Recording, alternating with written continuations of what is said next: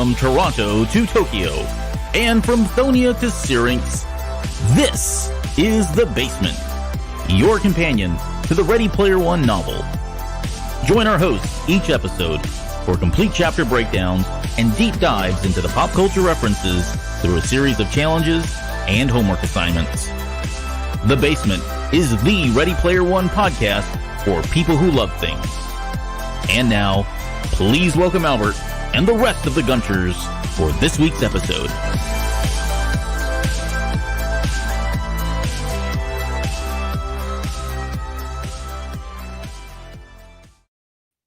Hello, Gunchers. You are in the basement.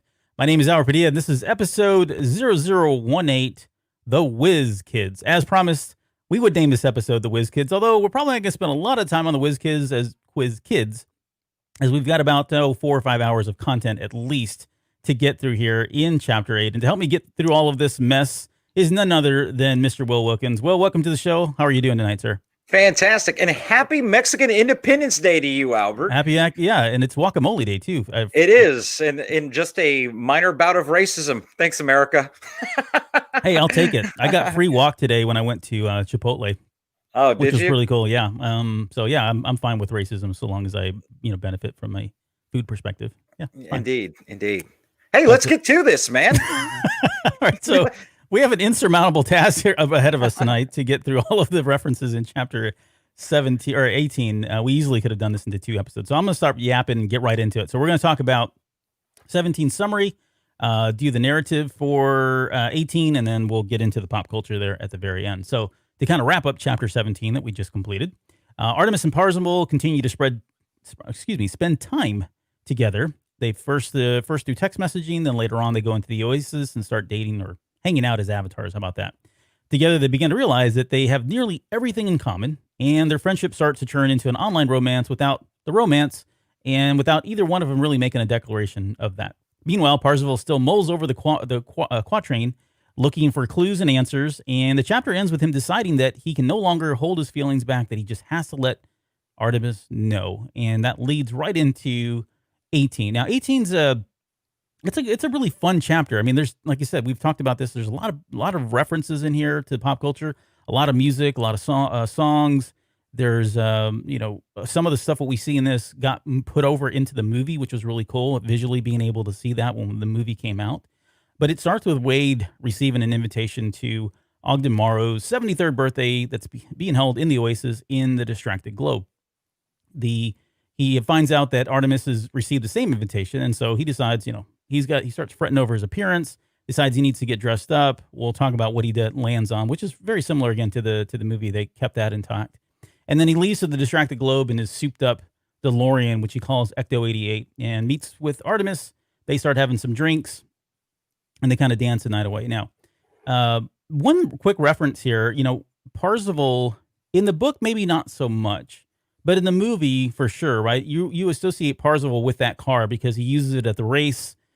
We see it at the very end when they're attacking. I guess it would be Thonia at that point. But we see the vehicle. It's very prominent, and it's almost in the book. It mentions that becomes his trademark. This becomes Parzival's trademark. But that's also a trademark for Ernie Klein these days too. Do you see it that way? Do you see everybody knows he has this almost identical car that we get described here in the book, but do you think it's one and the same, that they're synonymous at this point? Absolutely, and I think they were synonymous at the time that he was writing the story. I mean, I don't think there's any doubt there. Yeah. When I just meant it is like his kind of staple product, right? I mean, we immediately relate it to Ernie Klein at this point, but we'll talk about the car here in a little bit because we do have a picture of Ernie's car with me about 20 pounds heavier. So as the night rolls on, Wade finally kind of musters enough courage to really let her know that he is in love with her. And in typical love romance stories, she does not reciprocate that love at all. In fact, she's kind of creeped out by it and weirded out by it. But, and then they get into this whole argument or debate about whether or not they were actually dating. From Parzival's perspective, hey, we've been going out, hanging out, doing all these things. We technically are dating. And she's like, no, we're not dating. You don't know who I am. And I guess the question is, who's right? Are they both right? Are they both wrong? How do you consummate a relationship in something like the Oasis where everything is virtual? I don't think don't think you're dating unless you're sharing a relationship IRL, right? So I count that even for like people that are on like Love After Lockup or 90 Day Fiance, and they've never actually met this person, but they think they're in love. Yeah, I don't consider that dating. You can call it something else, but you're officially not dating. Yeah. Well, and so, and I guess we'll come back to, maybe they'll come back to that here in a little bit, because I do have a question more about it. But there's a moment here where he says, I don't care. I'm in love with your mind, with the person you are. I couldn't care less about the packaging. But there's a limit, right? I mean, like at some point there's a natural, like, okay, I'm in love with you because you're all these amazing things, and you're female or you're male or you're not of a sex or whatever floats your boat. But I mean, I don't know. This is the part where it gets really kind of, I don't know. This came up before, and I forget where it was, where Ernie Klein was trying to address this. But I guess the question to you is that possible to get to a point where you don't really care if, do you think he meant like, I don't even care if you're male at this point? No, I've got a bar for sure. For sure. I've got a bar. I'm aware of it. I've been to many clubs. I know where my bar's at. I do consider myself a bit unique in that you have to be mentally compatible with me before we can have any kind of relationship beyond that, only because it dominates so much of our time. I think if we've talked about this before, that if I looked at my priorities when I was, say, 18 to 20 versus me now in my 30s, those priorities have changed in terms of what I'm looking for in a partner. So I will say that compatibility probably is a higher priority than it was when I was a 20-year-old, or, than it was back then. And physical appearance is probably lesser. But I would say that I still have a bar, and I would think most people do, because it's a physiological response, right? It's just natural. I get that it probably comes off callous or shallow, but ultimately, I think within everyone, there's a limit. It's not, what was that boring long movie in the 90s? It was a Seinfeld episode. Remember? Where Ralph Fiennes got all burned up. Oh, The English Patient. Oh, yeah. That's a great movie. Why are you knocking The English Patient? Calm down. Anthony Mangella, is that it? Who directed that? Sure. Oh, I saw that movie a lot of times in the theater. I know you did. So anyways, yeah. Well, I agree. We didn't see it in the theater, no, we didn't. Or ever together. That is very true. So things aren't really looking good for Artemis and Parzival, because they're right in this kind of moment of going back and forth, and suddenly the Sixers crash the party. They come crashing literally through the roof. They start opening fire on Artemis and Parzival, trying to kill them. Ogdemaro pretty much gets fed up with it. They crash his party. He steps in and starts emitting like these red laser bolts firing from his hands, and just evaporates or vaporizes all of the Sixers that are entering. And when I was reading this book, I kept visualizing the end of Raiders of the Lost Ark, when that the lightning comes out and he starts chain lightning or whatever you will to all the different Nazi soldiers. That's kind of what I'm visualizing here, only with the red coming out of his fingers. And this book really, but the chapter ends with Parzival reading that in the midst of all the chaos, Artemis has slipped away. So he turns around, she's gone, and he's obviously confessed that he's in love with her and he loves her. She did not reciprocate that, and that's kind of the beginning of the end for him to some extent. It's kind of a downward spiral from here on out in future chapters. But what do you think of the chapter just overall? No, I thought this was an exciting chapter. I will tell you that as I go back and reread the chapters now, in the back of my mind, the show notes are like popping up in my head. So like every time I see a reference, I'm like, okay, that's 5 minutes, it's 10 minutes. And so by the time I got to this, at the end of this chapter, I was sad about how I was going to feel the day after the show, only because there is a lot of information in here. And let me be clear. I am excited about a lot of the content that we have here. In fact, almost all of it. So I know we've talked about, hey, we're going to skim through this. We're not going to go off on any tangents, but man, that is not my superpower. Hey, happy birthday to JR, by the way. Yeah. Happy birthday, JR. We did move this just for your birthday. A little bird told me your birthday was, no, I'm sorry. I wish I could say that, but I'm glad it worked out. Thanks for being here on your birthday. I mean, goodness, go do something else. We'll listen. You can listen to the show later if you need to. All right. Well, with that, we are going to get into Zip Up.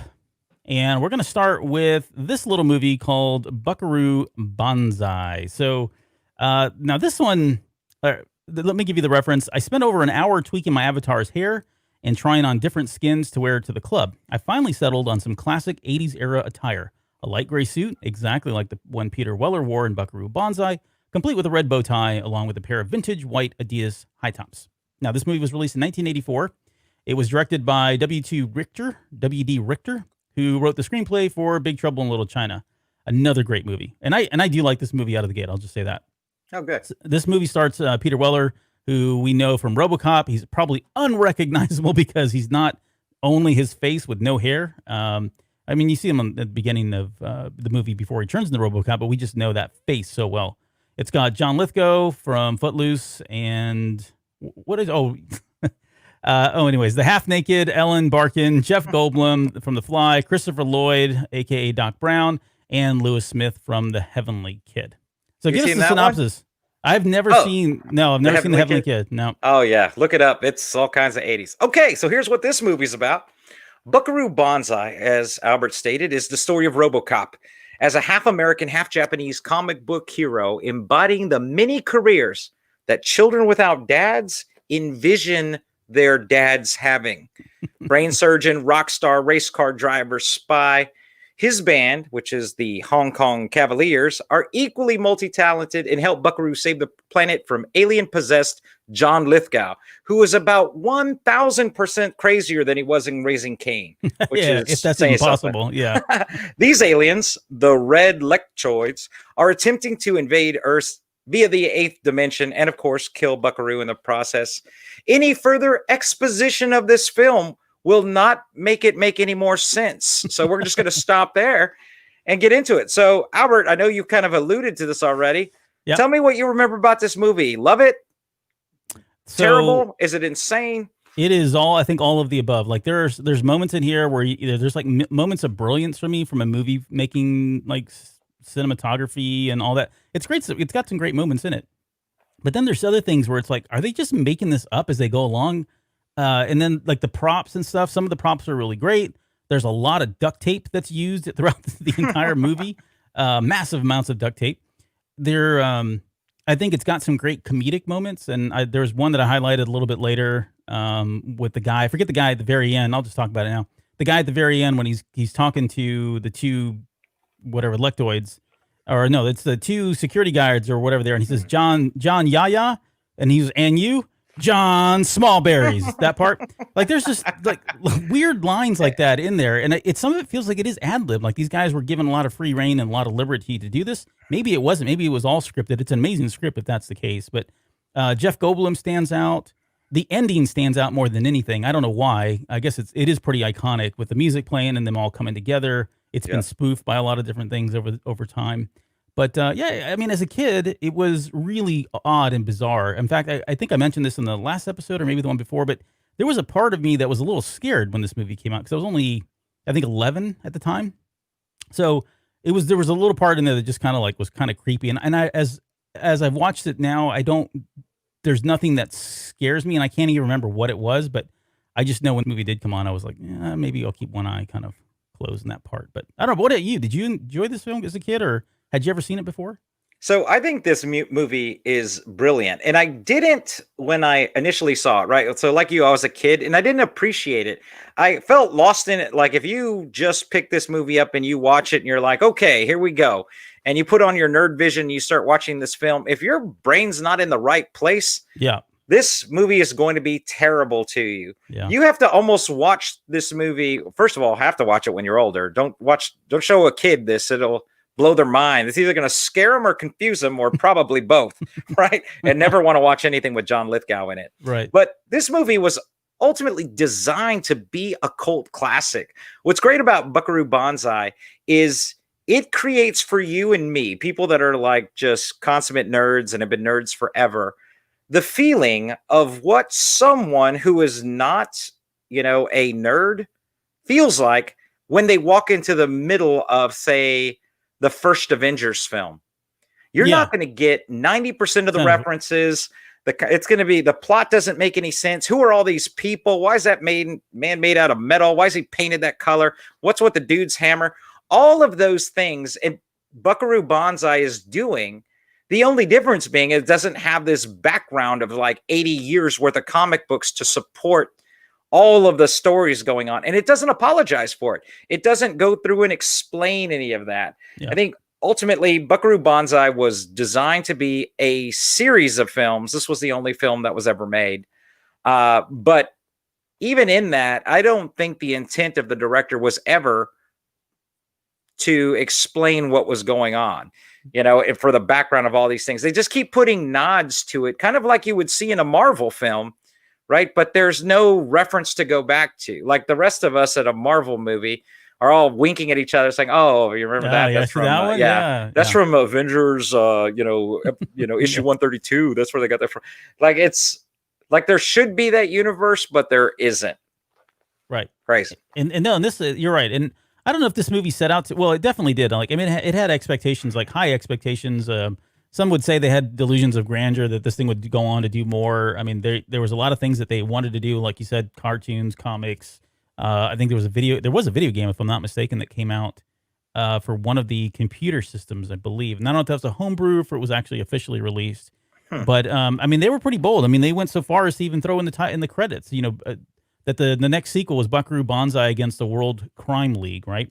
So they had all full intention of actually doing more with the film, and they didn't.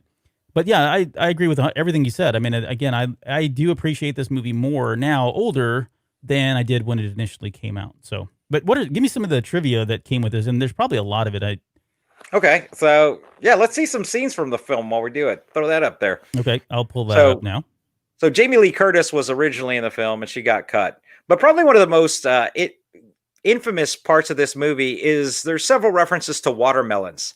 And so there's a point where Jeff Goldblum walks in and he points to the watermelon. What's that watermelon doing there?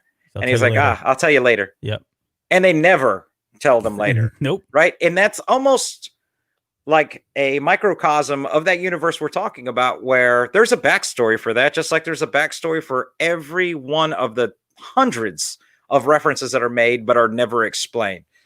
So Peter Weller's role was offered to Tom Hanks, who decided to go do Bachelor Party instead, and Michael Keaton, who went on to do Johnny Dangerously instead. All probably good calls. Better calls. Yep. For everybody involved. I think so.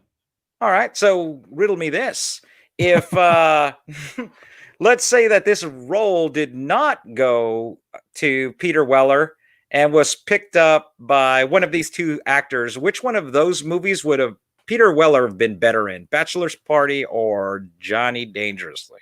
Oh, maybe Bachelor's Party. It's hard for me to. Oh, I don't know why I pluralized that. Well, yeah, there's more than one bachelor. Several bachelors tonight. There was a bunch of bachelors in the movie, but there were. My bad. Boy, I don't know. I would go with. I'm going to go with Bachelor's Party just because I can't, like, it's hard for me to picture anybody else doing Johnny Dangerously than Michael Keaton. Yeah, agreed. Michael Keaton is excellent in that. Yeah. All right. So probably the most famous line from this. Well, here, I got a question for you real quick. Go. Shoot. So if you had, let's say Weller wasn't in this, who would you rather have in this role? Michael Keaton or Tom Hanks? I think I'd go Tom Hanks. Yeah, that's my choice. Yeah, I think I'd go Tom Hanks in this role. Although, like if you look at the movie poster, what's the actor that's in Mad About You? That's who he looks like. Like when I first saw the movie, yeah, he looks like Paul Reiser in that picture. I'm like, hey, what's Paul Reiser doing on the movie? And it's Paul Reiser's character from Aliens at that. So because he's got the future, yeah. He's got the futuristic looking suit on that he wears. Yeah. So whoa. You may have just started something. Get ready to blow up, internet. Albert's got theories. Yeah. All right. So this quote right here that he says, "No matter where you go, there you are." Right. Okay, so, and it's considered to be like one of the most brilliant lines in film. And I got to be honest with you, Albert, I hate quotes like this. I hate quotes where people are trying to be seemingly deep, but they're moronic. Yeah. Right. So one of the other lines in this movie is Big Boutte. No, I like that line. is everything is exactly what it is, Yep. which to some degree has led to the modern day. It is what it is. That is the which so no okay. could be the stupidest thing that people could say. It is. It is what it is. Don't even. So don't do that. before we came on the air, Will asked me, he's like, do you have any lines that you can think of or phrases like this that you really can't say? And I said, yes, I have one, but I'm going to save it for the show. And that's actually the line. Like I don't ever use "it is what it is." I think it's the dumbest thing in the world. It's a way to pass off, fate, destiny, or I don't know what it is. It's like complacency or, maybe indifference to some extent, whatever it is. But I just don't like it. It's like, so, like you said, it just makes sense, right? That it is what it is. It's kind of moronic. And no offense to anybody that uses it. And it's defining itself. So if you Sure. look up like the dictionary of "is," right, it would be that which is factual, actual, or currently spatial temporal, right? So you are just reiterating the definition of it while you're saying it. You're upsetting me. It makes more sense to say, "and then I farted." Like anytime that you want to say "it is what it is," just say, "and then I farted." It will be more amusing to people and it will mean about the same. Yeah, I'm gonna start doing that. I farted. That'll get me. Hey, so these are all the characters. You referenced this at the end. So, of course, we've got New Jersey, Billy Travers, Rawhide, Reno, Nevada, Pinky Carruthers, and Perfect Tommy. Perfect Tommy. Yeah, every one of these, for as little screen time as they're able to share because of the number of characters they do a pretty good job of like defining each character, not backstories. Again, that seems like something that they nod to several characters' backstory, but never really give you any exposition on it. Yep. So who's your favorite?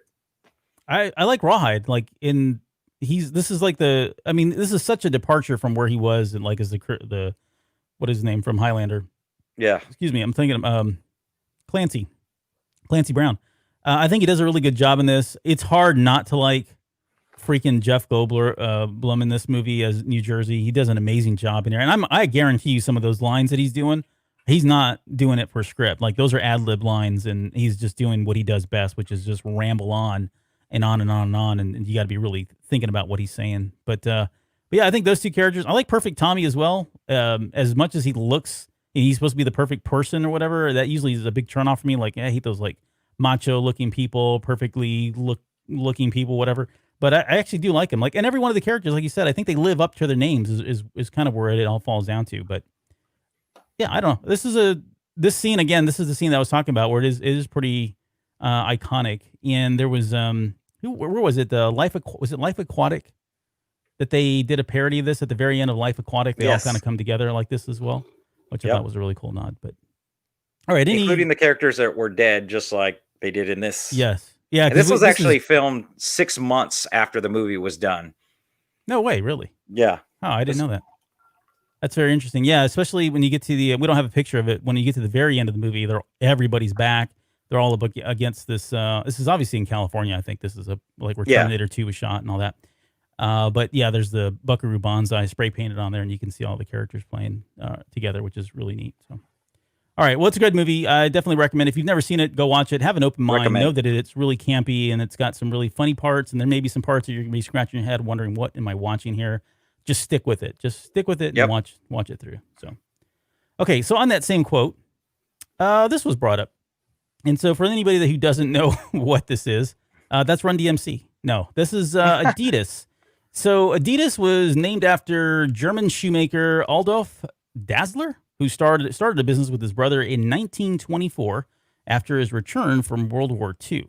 So World War One, 1924. 1920. World War I. 41 is when we went in. Yeah. World War II. 38 is when it started. Okay, no, I'm just kidding. So World War I. But first of all, you're saying that wrong, right? Like I'm not. Yeah, Adidas is how us Americans say it, but in German, it's more ADIDAS. Which is funny because when we were kids, that's how we would say Adidas. We would say ADIDAS. But is that because you grew up on a military base, or grew up in the military, or are you talking about when you got here to to Texas, San Antonio? What we would say ADIDAS? Yeah, but we wouldn't say it because I spoke German, even though I was born in Berlin. We just said it like that because it was like like when you change up the way you pronounce a word to sound cool, like, hey man, you rocking them ADIDAS. Like, you're just not saying Adidas. Adidas. No, I've got Adidas on. This is I only called it Adidas because that's what Run DMC called. And prior to that, I will say this, like, this may sound super ignorant, but I mean, prior to Run DMC, I didn't know what the heck Adidas was. Any more than I knew what like Fila was or Kangos were when LL Cool J was rocking those, right? They were introducing us to a lot of this stuff, a lot of these labels and all that as kids, but I didn't know anything one way or the other. You're right. I mean, by the time the 80s rolled around, Adidas was primarily known for their influence in pop culture, right? And we've got some of that up there. So Run DMC is probably the most famous. They're rocking the classics. They got the hard-shelled noses and they're wearing no shoelaces. Famously seen on the Rock This Way video with Aerosmith. But they've got a long song. They did a song called My Adidas. Yeah, I'm not going to get into it. We don't have the rights. We're out of time. Keep going. Anyway, but Adidas history spans way before that. Like, give me a slide. Let's take a look at this because this is a crazy story. Here on the podcast, we're all about expanding some minds. So if you don't know anything about Adidas's history, we're going to cover just a hair of it. There's no college credit given for this, but I do find it fascinating. If you don't, Albert, just go to the next slide. We'll go to the next slide. All right, go. So Adidas is really the story about two brothers, right? So Adolf and Rudolf, right? And both these brothers served in the war, came back, started Adidas, right? Then Rudolf decided he was going to marry this really young chick who started getting involved in the business. His brother didn't like it, right? And eventually he split from the business, moved across the river in their hometown and started another shoe company called Puma. That's terrible. Well, it was originally called Rudus. Just like Adidas was Adidas, Rudus was Rudolfo Dassler. But they eventually changed that to be Puma, and thus it began. Yeah. Where they really started having this problem was at the end of World War II. So both of these guys were active members of the Nazi Party. But let's be fair, every manufacturer in Germany was required by law to be a member of the Nazi Party. Mm-hmm. And these guys didn't support the toe and line. In fact, in the 1936 Olympics, Adolf Dassler made a custom pair of shoes for Jesse Owens that he wore. And those are considered the Hitler Olympics, the 1936 Superior Aryan Race Olympics. They were supposed to dominate. Instead, Jesse Owens, wearing German-made shoes, sets 4 world records, gets 4 gold medals, sets another 9 Olympic records. Incredible. Right. So, but these brothers, in part because of shoes and probably because he was faster than anybody there. Right. But after the war, Rudolf accused Adolf of turning him into the United States military, saying that he was a Nazi sympathizer, right? And it caused a huge rift in the family, so much, in fact, that when Adolf passed away, Rudolf did not go to his funeral. No. So, heartbreaking story. Both of these companies successful in their own right. Got to ask you, Albert, I know you're a big soccer fan, and Adidas has a huge footprint in football, especially in Europe and especially in Germany. And do you know anything about that? Yeah. I mean, they're huge, and they're like, when the World Cup comes around, they do them and Nike usually do like the best commercials for at World Cups, and obviously during like some of the big Champions League tournaments and stuff like that for European soccer. But they're I got Adidas.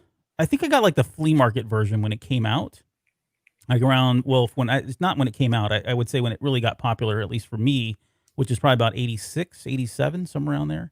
And then it wasn't until way later in life that I bought more Adidas. But I know there's always been a rivalry between Adidas and Puma. And to be honest, I didn't know that it was because they were brothers and all of the history there. That makes absolute sense. It's kind of crazy, but that's actually make those. So this city is literally split by this river, right? Like people from Puma don't come to the south side of the river, and vice versa. They have to sign contracts saying they'll never work for the other company for the rest of their lives. It is a hardcore rivalry between these two. Wow. But Adidas today is not, at least in the United States, doesn't have a big presence outside of celebrities and that thing. They're not like, Nike smoked both Puma, Adidas, Reebok, and everybody else. Yep. back in the 80s, and it was a runaway for the most part. But you still see people rocking Adidas today. Kanye, Beyonce, a couple of Jenners, I'm sure, Donald Glover, all of those guys have sponsorships with Adidas. Yeah, and all the, like, if you're a big time football player, and by football I mean soccer player, but if you're a big time European football player, you're signing either with Adidas or you're signing with Nike, right? I mean, that's where you're going for, and it's really hard to say which one's bigger over there. In America, it's obviously Nike, and pretty much all across the world, I think generally speaking, it's Nike, but Adidas. I would think think like FIFA still has. I mean, if you look at it, Adidas has made the national team uniforms for Germany since, the 40s. Yep. And they've made every FIFA championship ball since 1970. Every one of them. So I've got a 98, was it 98 World Cup jersey that's Adidas. And then I've got another one from Euro 2002, I think that's Adidas as well. But I actually have that same jersey, Adidas jersey for Germany. Oh, really? I'm glad we didn't wear the same outfit. All right. Well, let's talk about the next thing we got here, and we're gonna get into our first of like 15 songs. Yes. This is Men Without Hats, the safety dance. So the reference is, I just finished watching the episode Deadly Access, a crossover with Simon with an email in my inbox, which was from Ogden Morrow. The subject line read, "We can dance if we want to." So there are a couple. We're going to talk about Deadly Access, Whiz Kids, and all that a little bit later. But for now, is hold on, everybody. Hold on. We're going to talk about the Men Without Hats. So this was a group that started in 1977. They're a Canadian new wave group. They've got a lot of heavy synth in their music throughout, and their singer is kind of he says they're more of a punk rock band. I don't buy it. Like, even if I listen to the music, they don't seem punk rock. I think in their hearts, they feel like they're punk rock, right? Against the grain, going up against the system, the man, whatever else. I think that's their mentality as they go into these songs. But yeah, so when they defined it, they defined it almost like they looked at themselves like new wave was an evolution toward prog rock, right? Like they're pre-punk, but when they look at their musical influences, they're saying, look, man, we like this from progressive rock, and we also like this from disco, right? And we merge those together, and ultimately, people just want to dance. Yep. Yeah, they can dance. Yeah.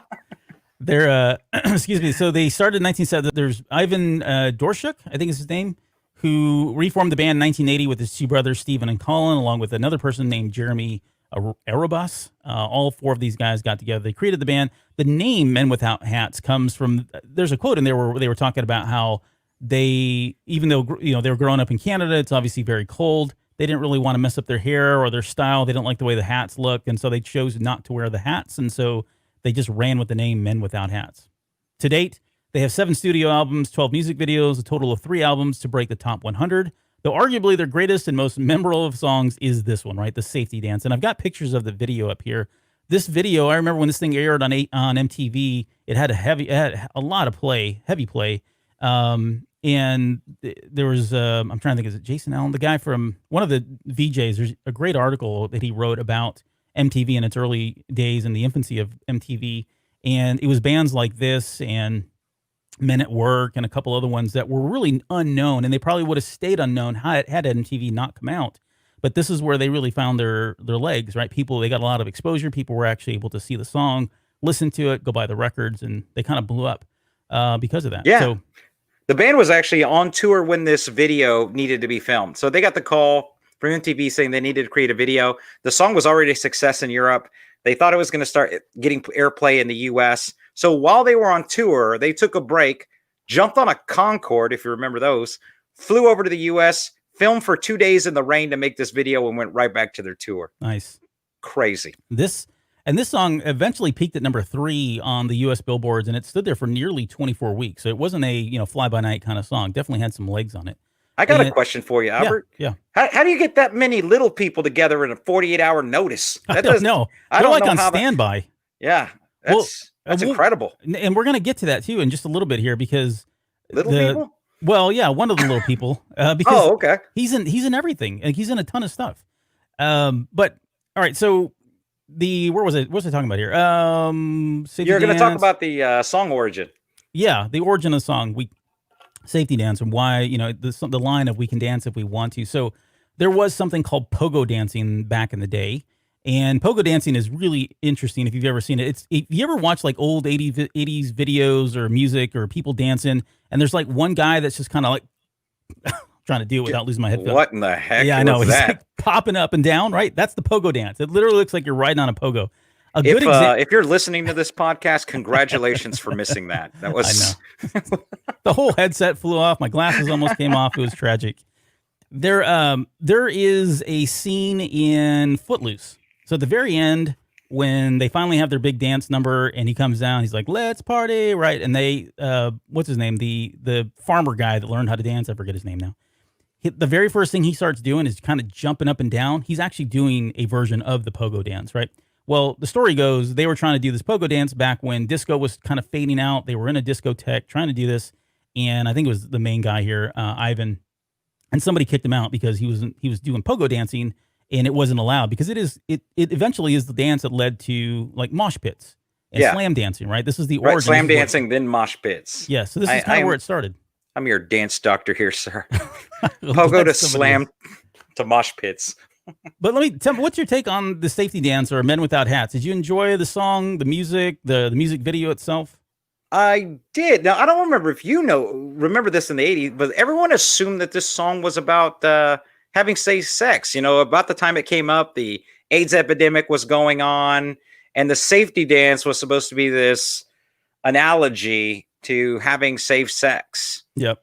Right. And so there's lyrics in the song that actually point to that. I mean, obviously the artists have already said, "Nah, man, that's not what this song's about. You guys are, that wasn't what it was about." But yeah, this was, that's very true. Like it was, for a very long time, people thought that was the case. And it really, and when you listen to the song, it's about, if you ask them, it's about what the origins, obviously, right? But then there's stories in there where they've talked about this being like anti-war, anti-establishment. And you're looking at this video and going, how is this anything to do? I mean, you got like a rooster here. You can see that. Well, it's the last 15 seconds of the video. Yes. And so let me show you. And these there you go. Yeah. So not even 15 seconds. It's like the last 7 seconds of the video. Right. They show these really quick flash clips that are intermixed with clips of like pioneer people, which I don't really understand that. I never can find any explanation, but they'd flash like one of these surface to air missiles. Then they'd flash a pile of hay with some pioneer people in black and white just sitting on the hay. Then they flash over to this whatever airplane and back and forth. This is all so fast. I mean, it happens in the span of less than 5 seconds. Right. But to your point, this is supposed to be anti-establishment. Yeah. So they talked about this in a VH1 interview Ivan had where he was talking about what these frames meant in the video. Because a lot of people also assume there are really 3 theories that existed regarding the safety dance. And the third one was about the right to just dance and go have a good time, which was the actual answer. But people assume that it was based on the lyrics, either A, about having safe sex in the 80s, or 2, that it was about nuclear armistice during the height of the Cold War and how war was bad, where there's lyrics in the song that kind of lean that way as well. And then when these images came out in the video, they're like, oh, that's what it is. But Ivan's come out and said, look, man, yeah, we were anti-war. We were anti-everything, to your point, right? Yeah, and that's the punk in them that was trying to come out, I think, at the time. Doesn't sound punk, man. No, it doesn't really. So the guy, little person in this video, goes by the name of Mike Edmonds. And Mike Edmonds has been in everything. Like, he has a crazy amount of work that he's done. And so to your point, like, it's like, I don't know where either he's on standby or he's got one hell of an agent that said, hey, they're coming in, you got to be ready here and dressed tomorrow. But that's Mike Edmonds on the far left with Ivan. That's kind of a behind the scenes shot there. He actually played Logray, as you can see there from Return of the Jedi. He was inside Jabba's tail. He's the little person that was moving the tail in the video. And if you've ever watched any of the behind the scenes footage, you can see him. And there's a great video of him talking about what he's doing. He's rowing it really hard, trying to get a lot of movement out of it. He was in Time Bandits, just like every little person that was in Hollywood and outside of Hollywood, off Broadway, on Broadway. They were all in Time Bandits, but he's been in a ton of stuff before. I just never recognize him as being the one from the safety dance. Hey, true story. I used to have nightmares about Time Bandits, like after I saw it. Well, it is scary too. Yeah, I was scared of that. The whole thing was bizarre. Yes, and that's Terry Gilliam at his finest. But it is like, especially the very end of it, where they're like disappearing and they're getting killed and all that when they're playing chess, and Yeah, that's some crazy, Bizarre. scary stuff. Now, there are a number of versions of people that have covered this here, there, everywhere. There's cover songs. This was by far my favorite. And sorry, I'm a big Glee fan. I've always been one, but Don't there's you mean an a episode. gleek? Aren't y'all gleeks? Well, that used to be what they called them, but I just What do y'all call each other now? Glee fans. What? Glee fans. I don't know. Oh, We can call each other Gleeks. That's fine. no, not me. I've never seen an episode of Glee. Not one. What? I love music. Oh, And my goodness. And you were in yeah. show choir. Why wouldn't you watch this?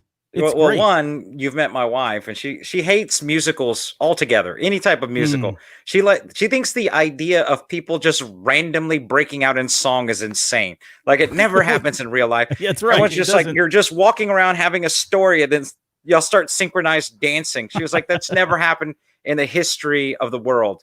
And she's not So- wrong, but that's the point of the Yeah. musical. Yeah, so this is Glee, and this is Artie, the character in the middle there with the red vest on. He's actually in a wheelchair, and this is kind of his vision. He's having like this moment of thinking what it would be like to be able to dance around and stuff. And he actually, the actor is a former, like a boy band. He came onto this and then did a bunch of other stuff later on. But anyways, this is a great episode. I'm trying to think of the name of it. I can't think. Oh, Dream These On. moves that he's showing, these are not representative of the safety dance that's shown in the No, video. but funny you say that. I didn't get the whole thing. They actually do a lot of the moves from the safety dance video, including the S where they put their hands like this when they kind of lock real quick to make the S.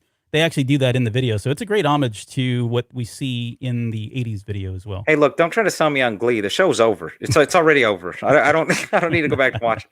You know what you didn't mention is, although these guys are Canadian, they are specifically from Montreal, right? They're from Quebec province, which is my favorite province. And it's so different than the rest of Canada.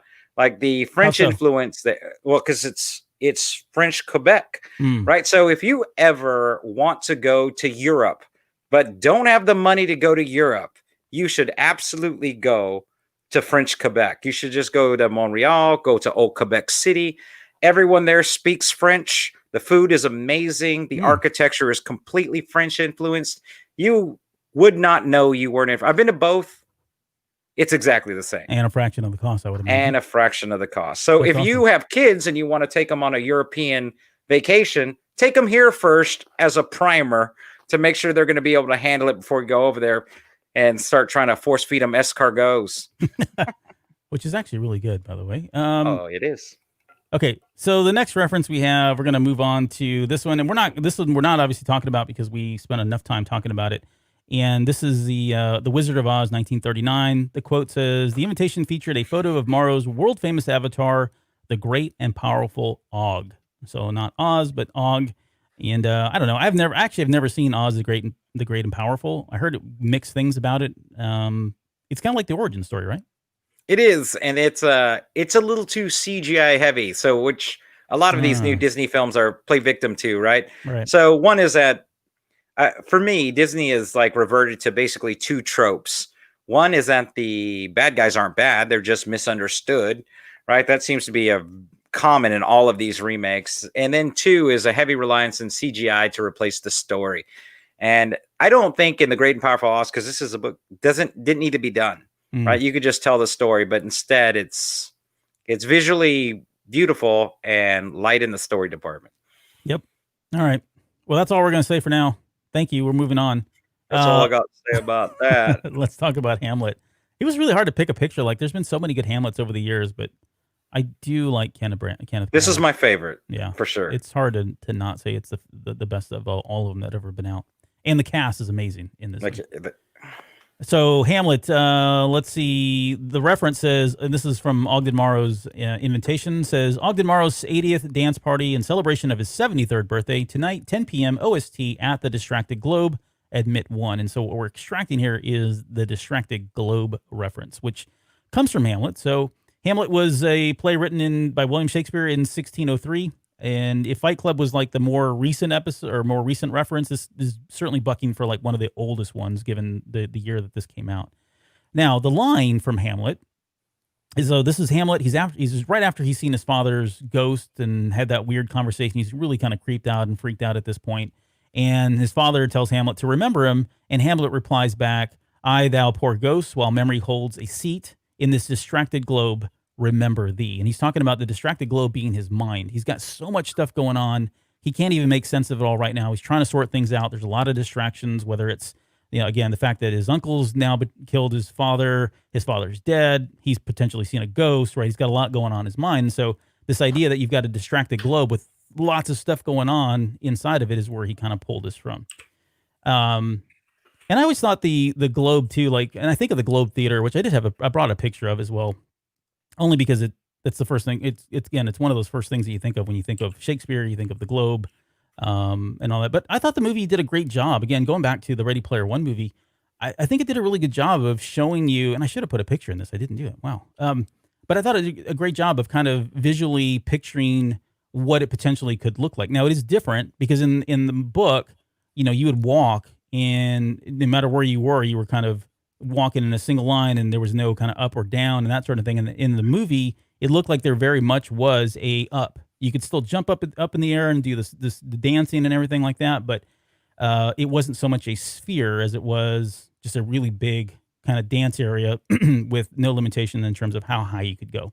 Well, that's kind of what the globe looks like right now. So we've got an exterior representation of the globe, but if you've ever seen the interior of the globe, it's basically a theater in the round, right? So it's a donut, right? There's nothing in the middle because the seating was only for those that were wealthy. The rest, the serfs, the commoners, the great unwashed, they were on the floor. Yes. Indeed. Well, if you're impressed by those quotes, you should listen to them in their native Klingon. Oh, jeez. That's a Star Trek reference. We're going to do that later. Okay, great. We'll hold on to that one. Let's see. And then the other thing that I thought from the movie that was really good, which we'll talk about in this show in hour 3, is the Saturday Night Fever Saturday Night Fever sequence. I thought they did awesome with that. Okay, another quick reference that we have, because we have talked about this in a previous episode. This is Neuromancer by William Gibson. It says, its skies were filled with a continuous stream of flying vehicles whirring through the vertical cityscapes, and the streets below teemed with leather-clad NPCs, mirror-shaded avatars, all sporting high-tech weaponry and subcutaneous implants as they sprouted city straight out of Neuromancer. Wow, I couldn't get that all out. And Neuromancer is a novel that was written in 1984 by William Gibson. I've read this novel twice. It is awesome. It's not for everybody, I'll just say that, but if you're looking for the gold standard in terms of cyberpunk, that kind of thing, this is the book for you. So go check it out if you ever get a chance to. And we're going to move on. So here is the, all right. So this is me. Like I said, it's actually about 30 pounds lighter. Wow. I look really heavy here. But did I take this picture? Yes, you took this picture. Well, this is up in Austin about 3 or 4 years ago. We came up here, you came up here. I live here. But you came up here and we went to Game Fest. So it's a video game festival. And Ernie Klein's, this ECTO 88 was parked right outside the entrance as you walked in. And there weren't a lot of people running up to this, because you remember the book was out. However, the movie was not out. I think it had already been announced. The trailer was he showed the trailer while we were here. And so the trailer had already come out, but he wasn't really well known, and certainly this vehicle wasn't known. I think today, if this vehicle pulled up, I think you'd have a lot more people running out to take pictures and see it and that sort of thing. But let me give you the reference, and then we can talk about the DeLorean itself, or ECTO 88. And this is a little bit longer, so I do apologize. It says, I made a big entrance when I arrived in my flying DeLorean, which I had obtained by completing a Back to the Future quest on the planet Zemeckis. That's a reference I don't have in here, but that's Robert Zemeckis, the guy that wrote and directed all of the Back to the Future movies. The DeLorean came outfitted with a non-functioning flux capacitor, but I'd made several additions to its equipment and appearance. First, I'd installed an artificially intelligent onboard computer named Kit, purchased in an online auction, into the dashboard, along with a matching red Knight Rider scanner just above the DeLorean's grille. Then I outfitted the car with an oscillation overthruster, a device that allowed it to travel through solid matter. Finally, to complete my 80s super vehicle theme, I'd slapped a Ghostbusters logo on each side of the DeLorean's gull-wing doors, then added personalized plates that read ECTO 88. And so that's exactly what you see right here. The only thing that at the time, and it's been upgraded, the only thing that's missing in this vehicle is the Knight Rider. It's not on the grill here on this one. I think if it is, it wasn't visible. If you look at it now, it's clearly visible. You can see it on there, which I think is really cool. So he's done a lot of things to this. Now, there are a lot of references in here. We've got the DeLorean, obviously, from Back to the Future. The DeLorean itself we've covered before. That was manufactured between 81 and 83. The Back to the Future was in 1984. We get word of the flux capacitor, which you can kind of see there in the back. You see the Mr. Fusion thing right there, I should say. You see that? Or you can't see my cursor. Here you go. Mr. Fusion's back here. Yeah. Yep. And then that flux capacitor also appeared in the Polar Express. And I don't know why we keep bringing up the Polar Express in the show, but in the scene where they're in the train and the train's like going down and it's over the ice, you know what part I'm talking about? Yeah. There's a moment in there where they're showing the inside of the train and you can see the flux capacitor in the back. And I meant to include a picture and I didn't do that. So shame on me. They talk about Kit and the scanner. That's from Knight Rider. That came out between 82 and 86. And the oscillation overthruster was from Buckaroo Banzai. So that was that little thing that they were running around the entire movie trying to get that allowed them to pass through matter. The Ghostbusters logo. So that's from Ghostbusters, 1984. Now that was interesting. Like the concept art of the art of the Ghostbusters logo, the vision came from Dan Aykroyd himself. Like he had a vision of he wanted to have a ghost with the symbol, and that was kind of it. He kind of left it over to somebody. He gave it over to who was it? Michael C. Gross. And Michael C. Gross is the one that actually came up with the design for the logo. But he never had any intentions that this thing was going to be as famous or as iconic as it turned out to be, which I think is pretty cool. And they were just really trying to keep it simple. The funny thing is, Harvey Comics came back and tried to sue Columbia Pictures for this logo because they said it looked too much like Fatso, one of their ghost clowns from the comic book. So this was all settled out of court. But I had no idea that they were going after this. And it's funny because Michael C. Gross, there's an interview where he's talking about this, and he's like, there are only so many ways that you can draw a ghost, right? So for them to come back and say it looks exactly like one of our characters is kind of asinine. But and then finally, the last thing is the 88 piece, and I'd always wondered about that for the longest time. But and there's no confirmation from anyone really, other than just pure conjecture on my part. But I think it is a play on the HB 88, which is the vehicle that Buckaroo Banzai is driving in at the very beginning. That's, he's trying to speed up to, then he goes through the mountain in. I think that's where he's pulling it. It could just be that 88 is 1988 was a pretty cool year. I don't know. But any thoughts on all of that before we move on to the next one? Yeah, I think the similarities between Buckaroo Banzai, that part, and the need to accelerate and their oscillator and the Back to the Future reference, both of those make perfect sense because they're trying to do the same thing. It like meets in the middle. Like JR was asking what that yellow and black striped line was along the bottom of the DeLorean, but I just think that's a reference to the ghost trap from Ghostbusters. At the top of the traps were set that way, unless you have a different theory. But no, and sorry, I actually moved the screen. I moved the screen out of the way, so I wasn't even watching the chat. So I apologize, JR. So I don't know if you know this. At one point, I was going to buy a DeLorean because DeLoreans are not difficult to find and they're not that expensive. So you can get into a DeLorean for less than $30,000. These are notoriously terrible cars to own, right? I'm a car guy. I'm telling you, don't buy a DeLorean unless you're doing it strictly for the nostalgia value.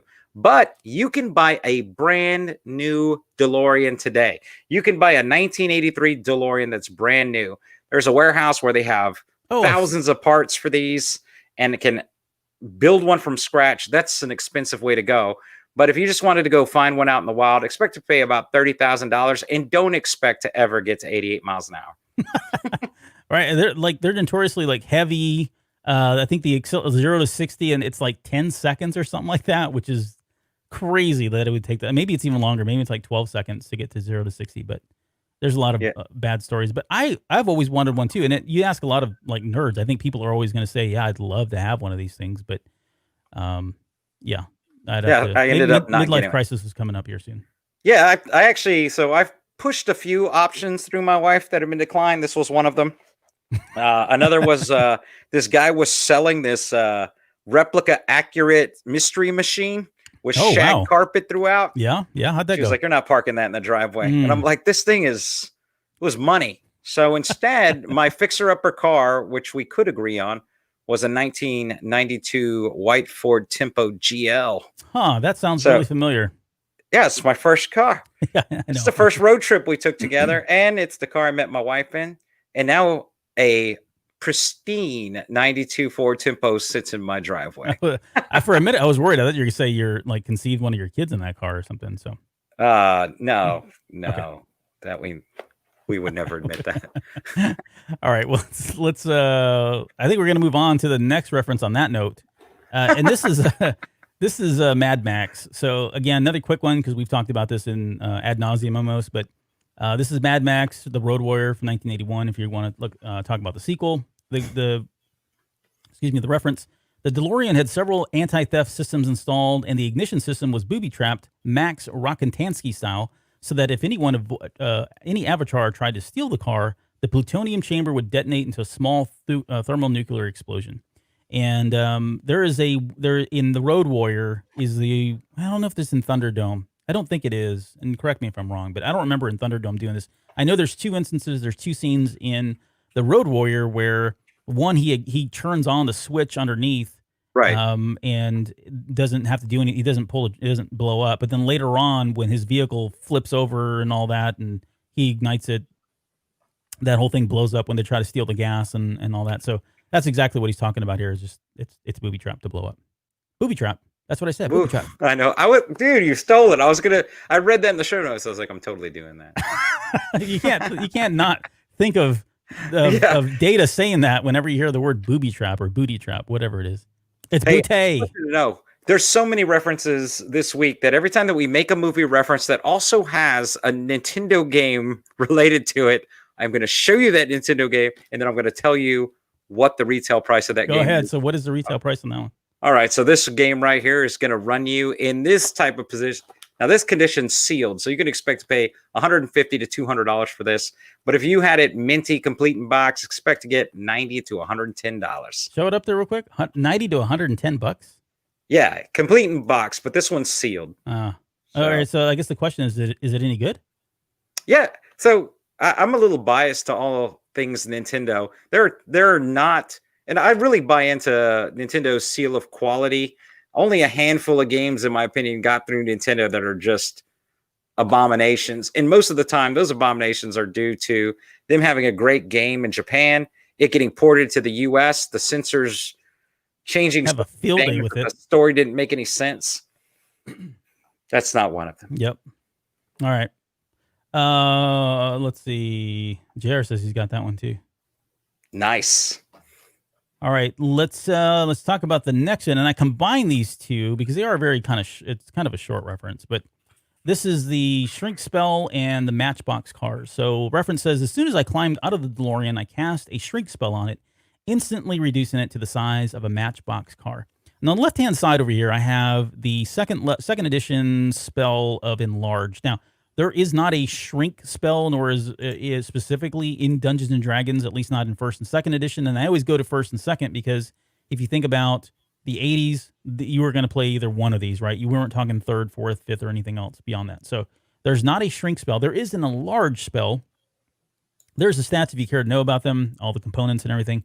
But with all of the wizard spells and some of the cleric spells, you could reverse the spell. So the inverse of enlarge was it wasn't shrink. It still wasn't called shrink, but it had a name. I can't remember now. I'm sure it did. It's not shrink though. That's the thing. It's I should have looked. I had that down somewhere. But anyways, that is the But this is the spell that I would assume that he would have cast to shrink something down. It has its limitations. You can't shrink something down to nothing.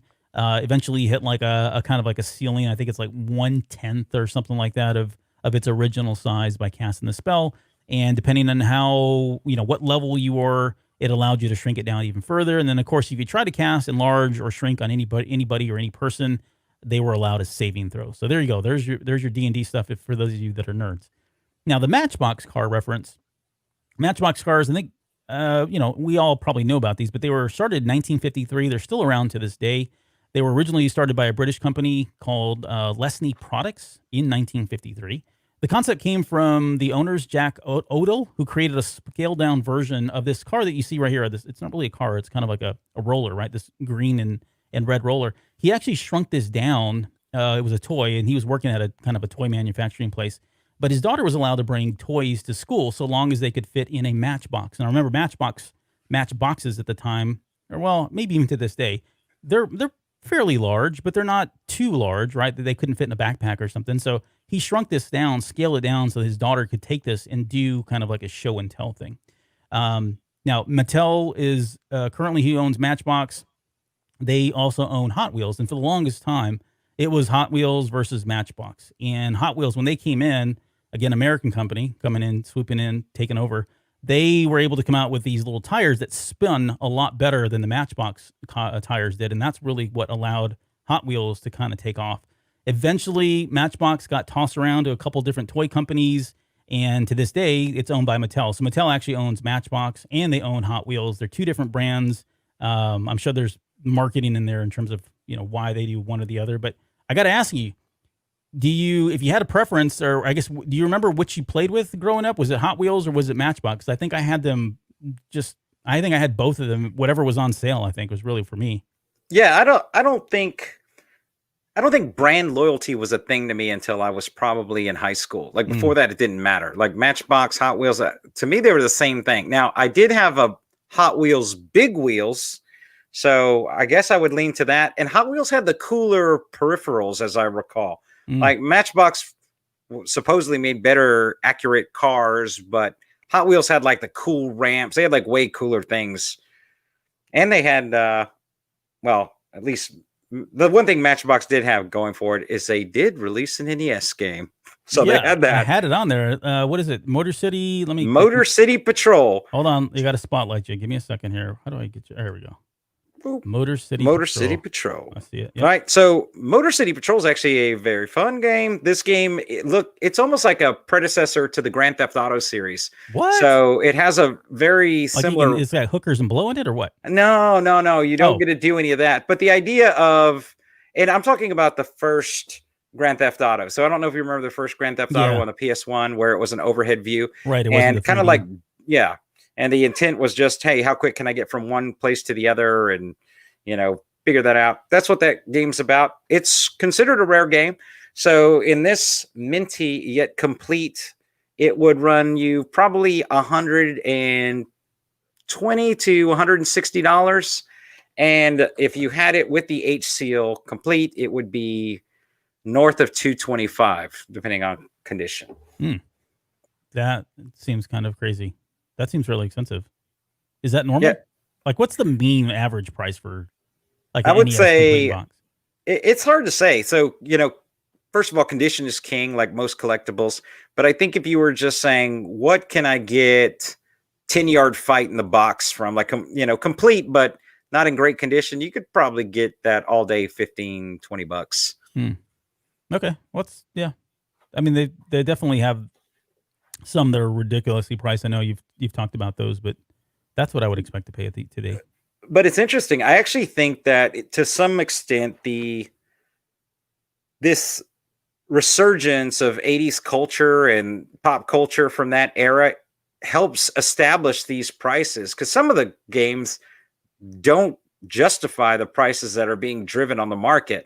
So I'll give you an example. When Avengers, the movie, came out, Avengers, the game for the NES, the value like freaking skyrocketed. It went crazy. When Balloon Fight was selected to be part of the Nintendo World Championships, in terms of game competitions, I think it was like 10 years ago, that game's price went insane. So now, did those ever come down, or did they stay that high? So yes, so they do come down. If you were looking at, you may recall this when you worked at a video game store, the Aladdin Deck Enhancer and the Aladdin games, those games that were made, they were incredibly rare, right? You couldn't find them anywhere.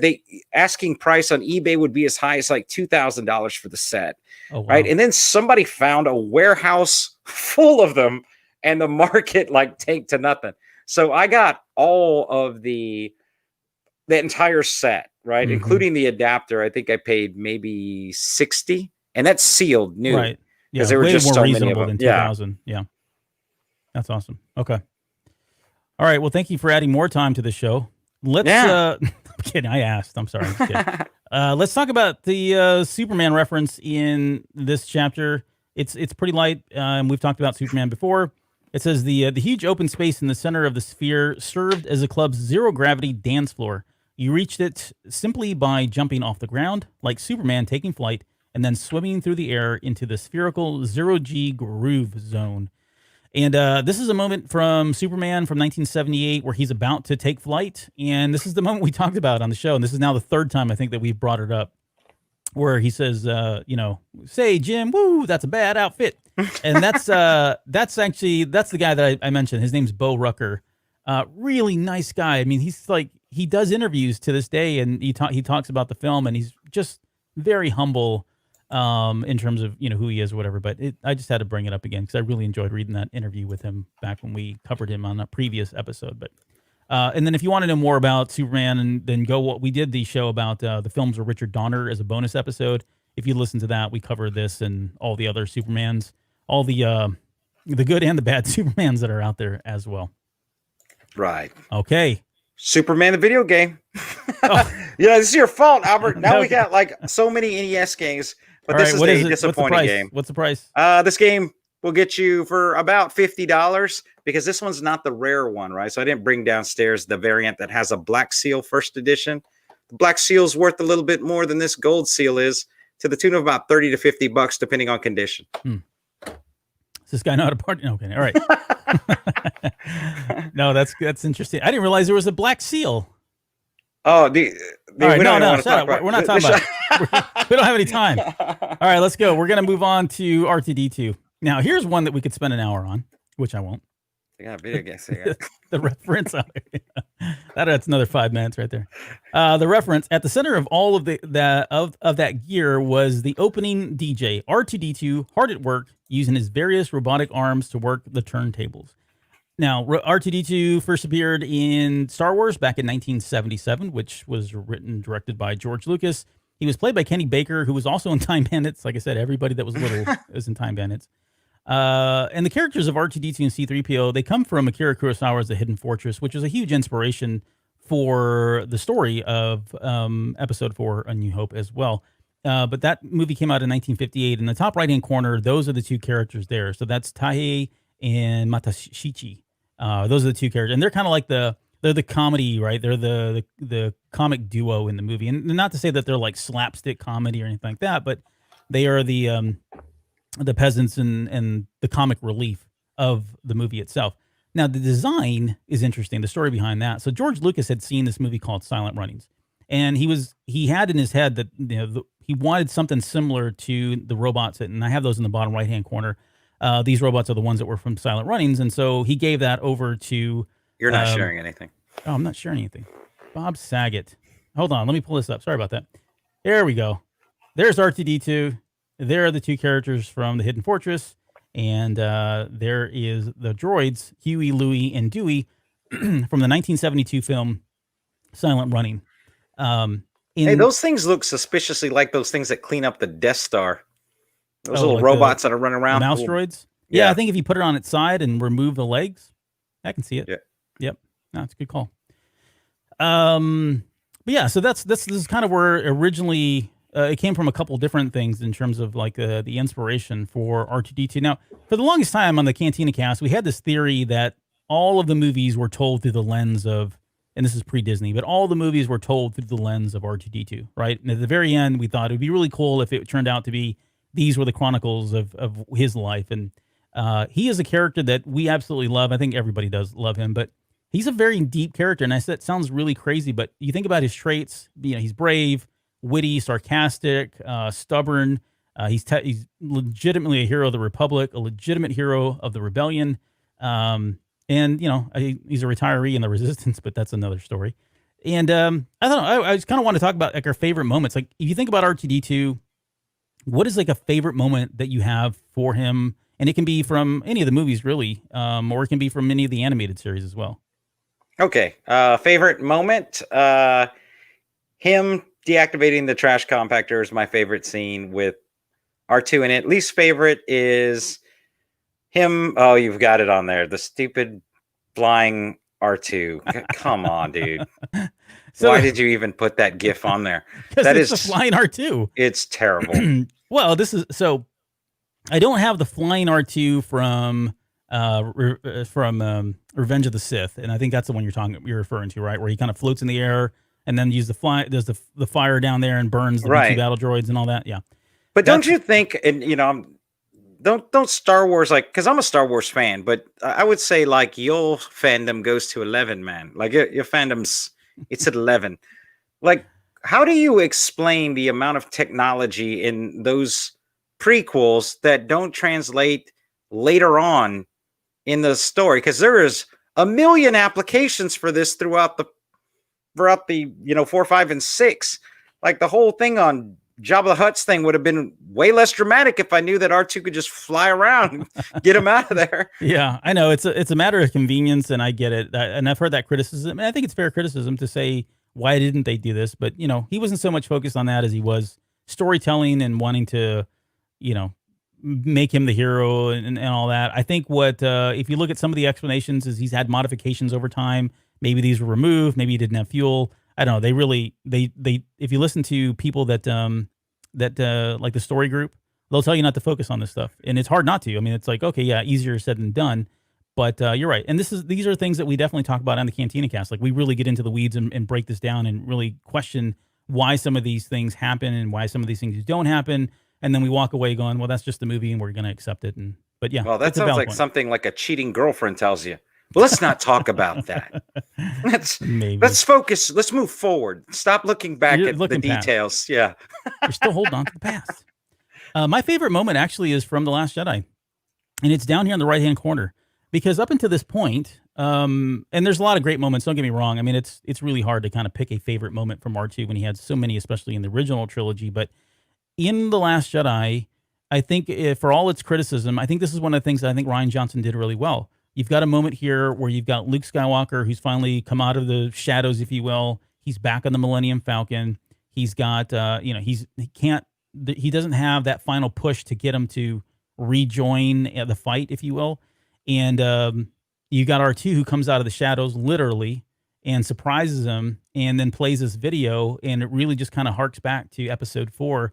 And I forget the line what Skywalker says there, something like low move, or that's a low brow, low cut, whatever he says.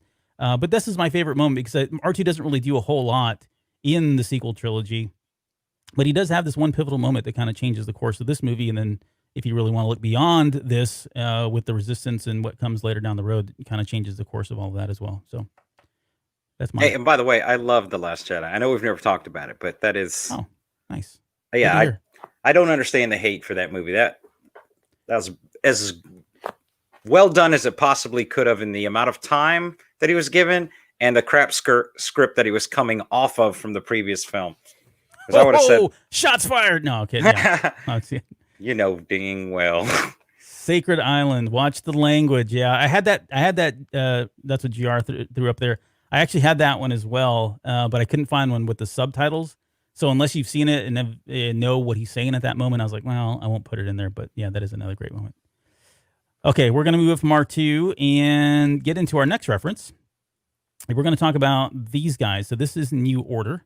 And the reference says, I recognize the tune he was playing, the 88 remix of New Order's Blue Monday with a lot of Star Wars droid sound samples mixed in.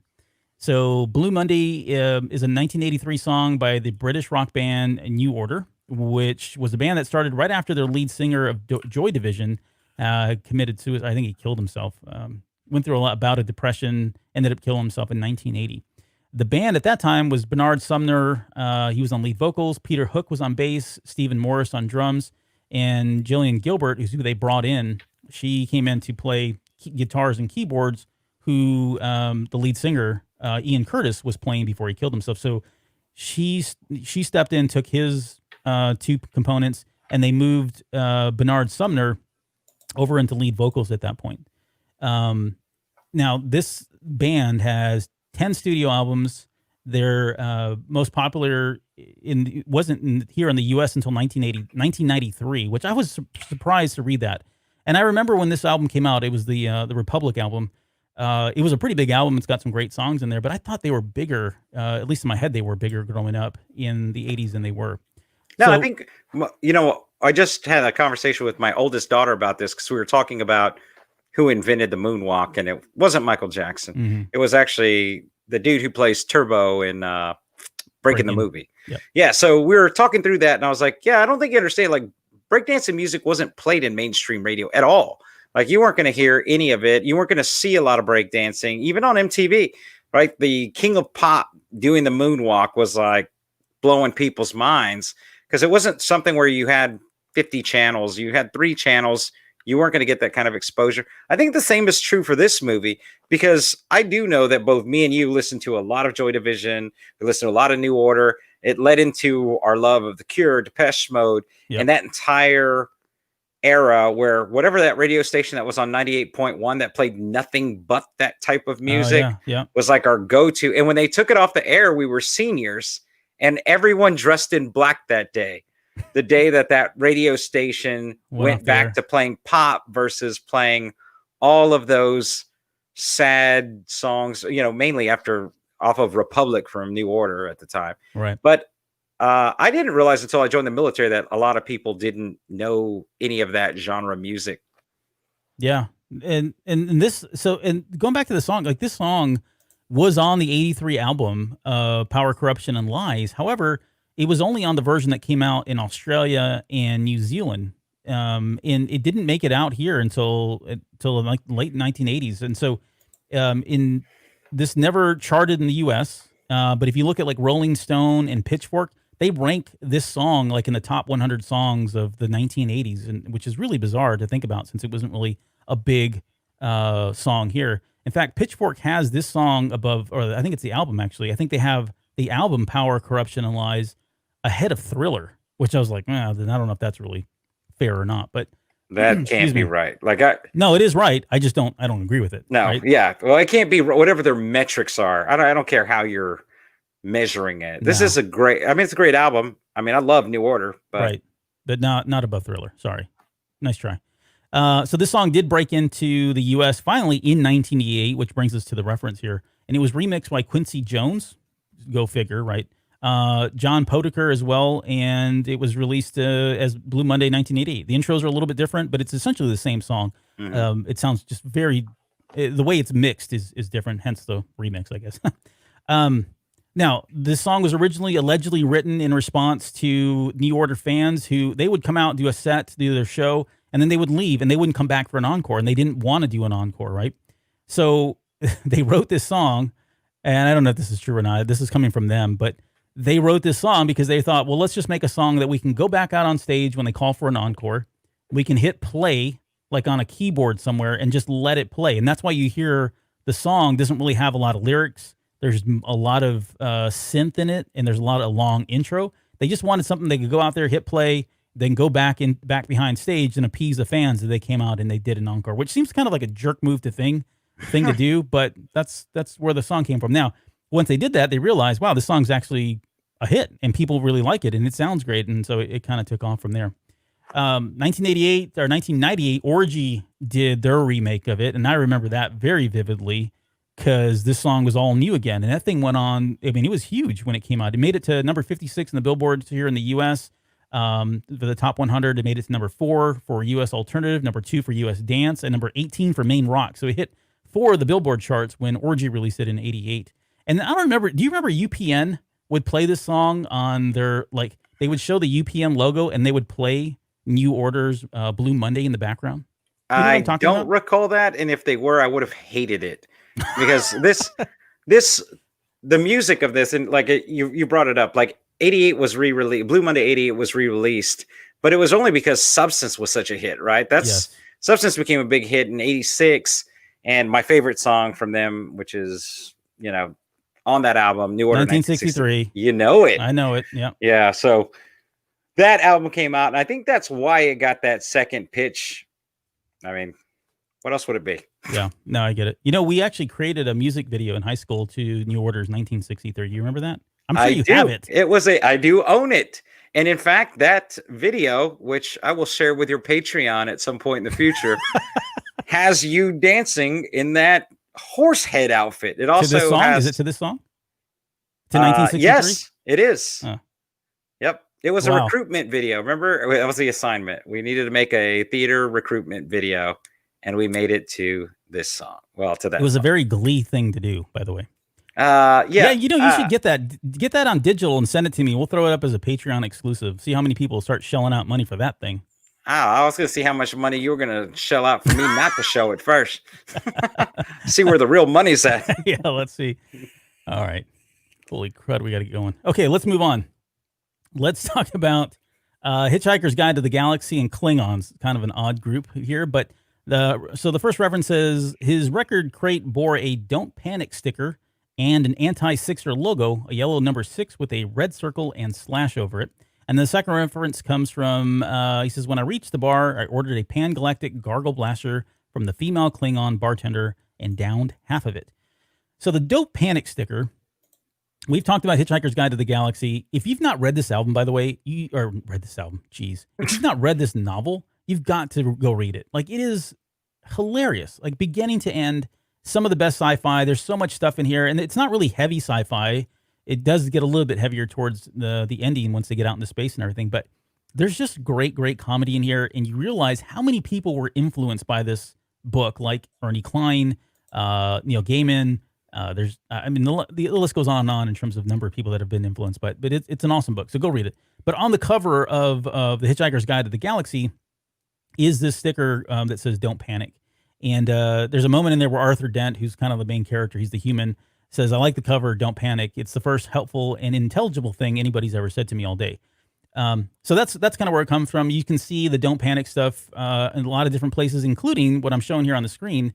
This is the Tesla. So when Elon Musk had fired, I think they did one of the SpaceX launch tests in 2018, 2017, whatever it was, he did that. He actually sent one of his Teslas up there, and they had this "Don't Panic" on the display there. And it's not a real person driving that, by the way. But when they launched that Tesla out into space, they had the "Don't Panic" thing right there, as you can see, which I thought was kind of cool. So even Elon Musk was a fan of the Hitchhiker's Guide to the Galaxy. Now, the second reference in this one is the Pan-Galactic Gargle Blaster. And so this was an alcoholic beverage that was invented by ex-president of the galaxy, Zaphod Beeblebrox, and considered to be the guide to the best drink in existence. Now, there's a character named Ford Perfect. He drinks 3 of these when in the novel, which is kind of funny. There's a cosmetic company, and let me see if I may have forgot to include these slides. Sorry, guys. I know there was a ton of stuff. I did. But there is actually a cosmetic company called Lush out of the UK, and they make these mints that you like chew, and then you chew them up, keep that in your like paste in your mouth. It sounds really weird. And then you take some water, drink that, and you gargle with it. And so they call these things Pan-Galactic Gargle Blaster mouthwash tabs. It came out in 2016. You can buy them in the UK right now, and they sell for about $18.50 a bottle. But it's interesting that they chose to use this reference from the Hitchhiker's Guide to the Galaxy to make these Gargle Blaster.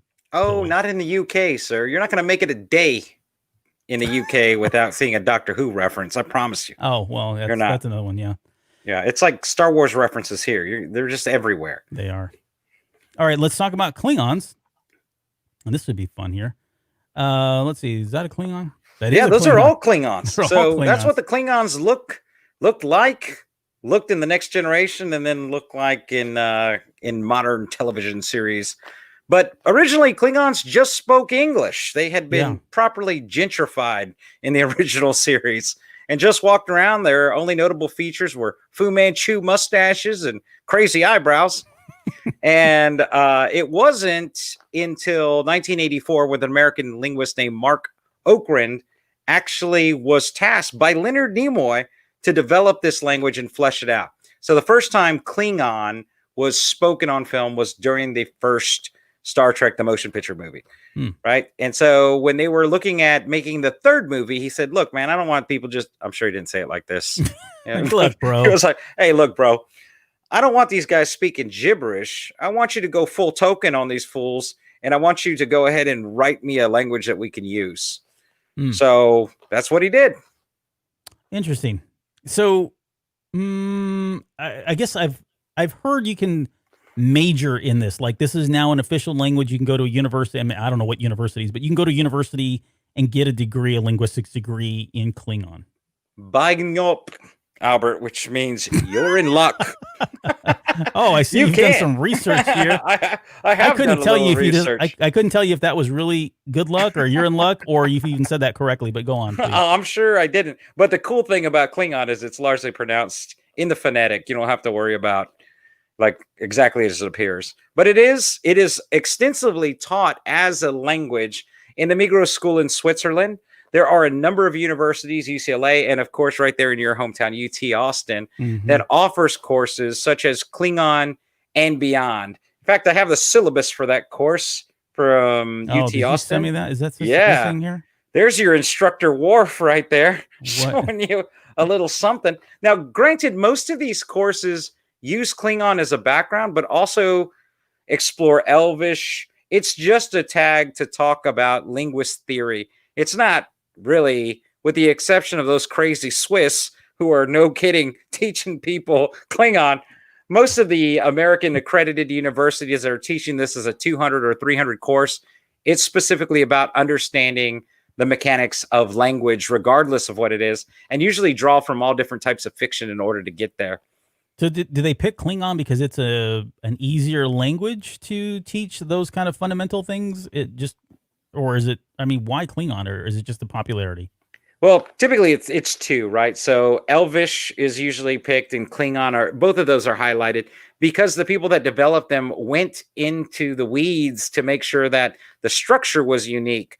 Like there were elements that are native to, so you speak some Spanish, right? Sí. So if you look at like Spanish sentence structure compared to English, and where we put our adjectives in relation to the noun and things are changed, or the way that we do plurals or tense, or how we do possessives, all of those change depending on the language, whether it's Latin based, whether it's Aramaic, whether, any of those, Arabic based, and Klingon's the same way, and so is Elvish. They have the same unique structures. So by identifying those structures, it's supposed to make you, it should make you, as a student, able to see how a language you've never seen before may have been constructed. Because although they're all different, they still follow fundamental rules of communication. Yeah. Well, I'm excited. Like I would take this course. I don't know how much was it 90? Does that take $20? No, it's a UT course. You better come out your wallet, sir. Hey, I'm a resident now. Okay. Yeah, that doesn't help. You're not really. going to find this at like the University of Online Phoenix. They're not offering this course. Like colleges that offer this course, and I'm painting with a broad stroke. One, are predominantly liberal, right, and two, are not cheap, right? Like, so they can afford to have these types of boutique courses for their students. Okay. I'm interested. I would definitely take this language just to be able to speak it and drive people nuts, because no one would understand what I was saying.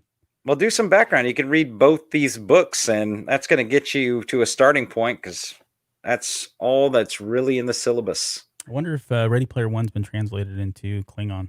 I'm sure somebody's It hasn't. It hasn't. One of the first productions that were translated completely into Klingon and performed was Hamlet. throwback to earlier in the show, Hamlet. Yes, Nicely done. Yeah, I totally guessed on that one. Well, it was the only other really thing we talked about that was rad outside of Hitchhiker's Guide to the Galaxy. Okay, holy bananas, let's go. All right, we're going to talk about Duran Duran, one of my favorite bands. I know you freaking hate them, or do you hate them? No, so I know who hates Duran Duran. What the heck? Well, like Crowley hates Duran Duran. I think Mike hates Duran Duran. I don't know. All right, they're basically the 80s. If somebody said, describe the 80s in 2 words, it's Duran Duran. Duran Duran. And no, I didn't say the. All right, this is Duran Duran, Union of the Snake, and do I have the reference here? I don't have it pulled up. If you can pull that up, pull it up if you don't mind. I'm gonna just talk about Duran Duran. So this is we covered Duran Duran back in episode 3, was it episode 3? No, episode 1, part 1. It was a long time ago, but we did cover them already. Union of the Snake was off their 7 and the Ragged Tiger album from 1983. The album climbed all the way to number 8 here in the U.S. The single did better, making its way to number 3 in the U.S.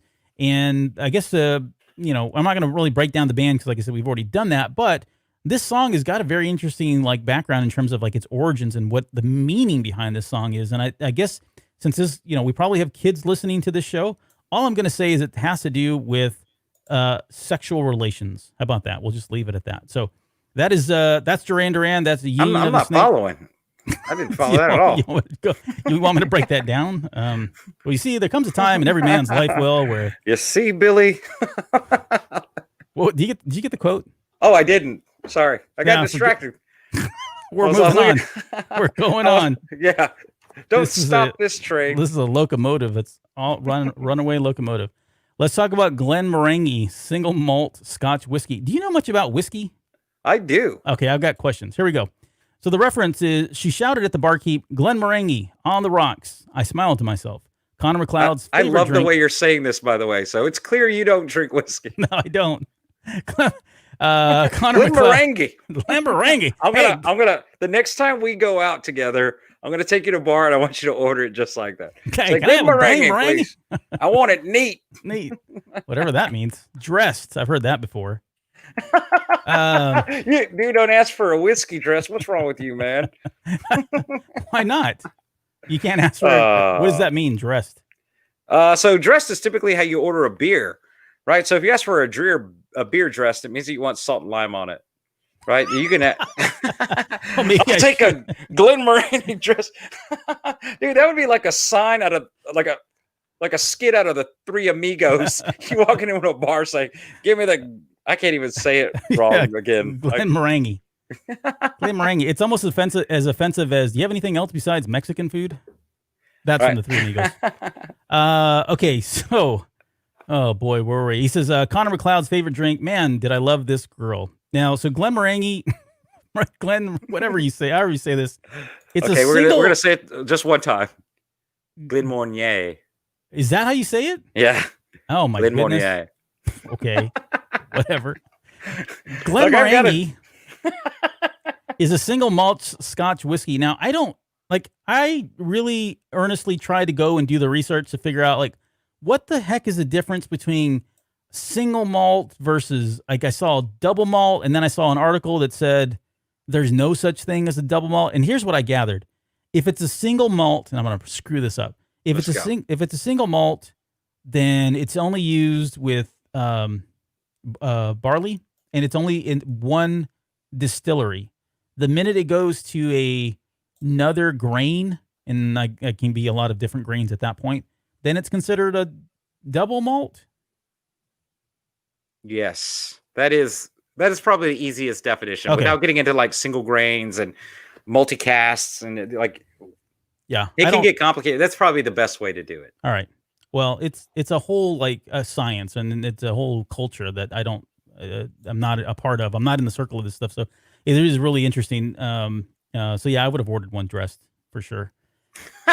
But we're doing it. No. I want you to exactly do that. Say, I would like. Say it again. A Glenmorangie.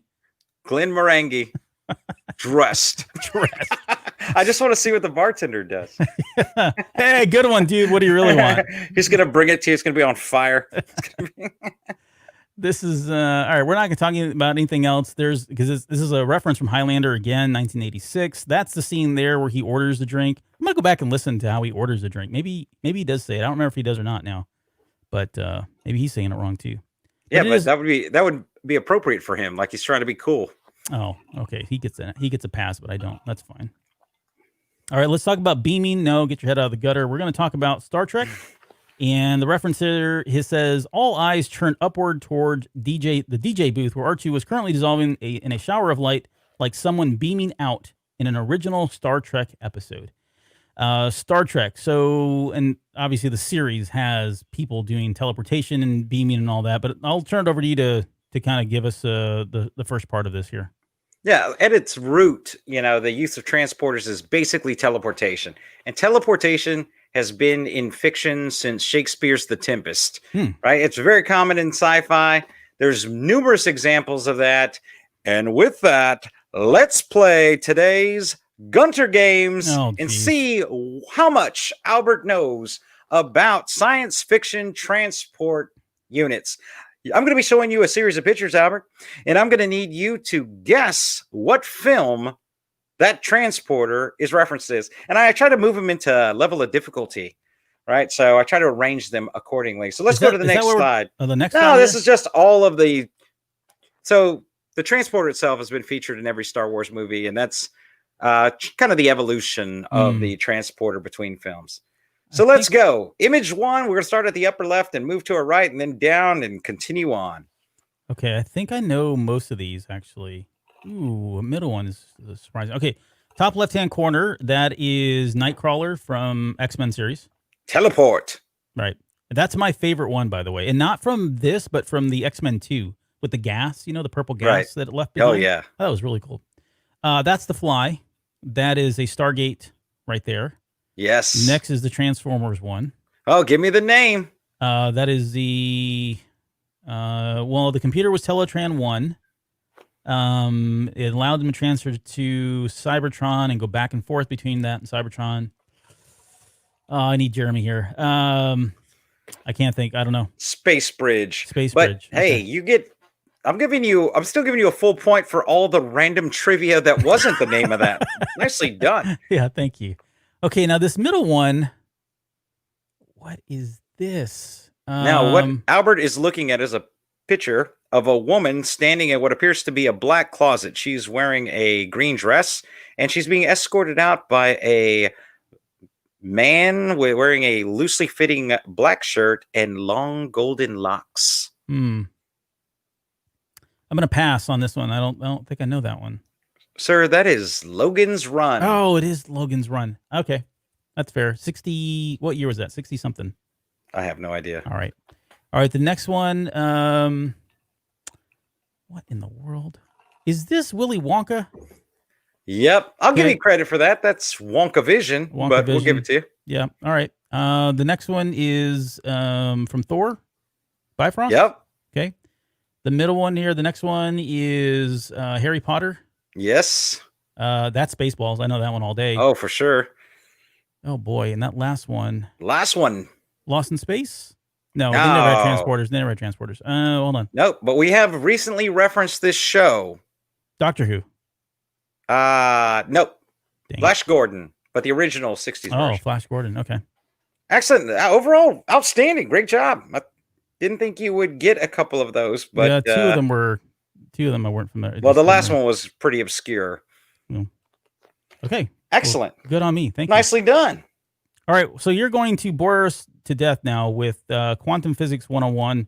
What are we talking about? What do you got here? I've got a slide of looks like a baby being born, like conception or something. Well, really, we're going to talk. Leaning into quantum physics is really talking about starting with Star Trek, right? So Star Trek, if you're following the canon, there's two options for how a transporter works, and both have led to this theory that, in a debate, that basically transporters are murder machines, right? Every time that you get into one, you die, right? Mm-hmm. So, and the reason why is you can look at teleportation one of two ways in the Star Trek universe. One is that it's related to phase shifting, right? So phase shifting means that you just change to an alternate universe and then pop back out and you're exactly where you need to be. And the second is you are disassembled, converted to data, transported, reassembled in your new spot.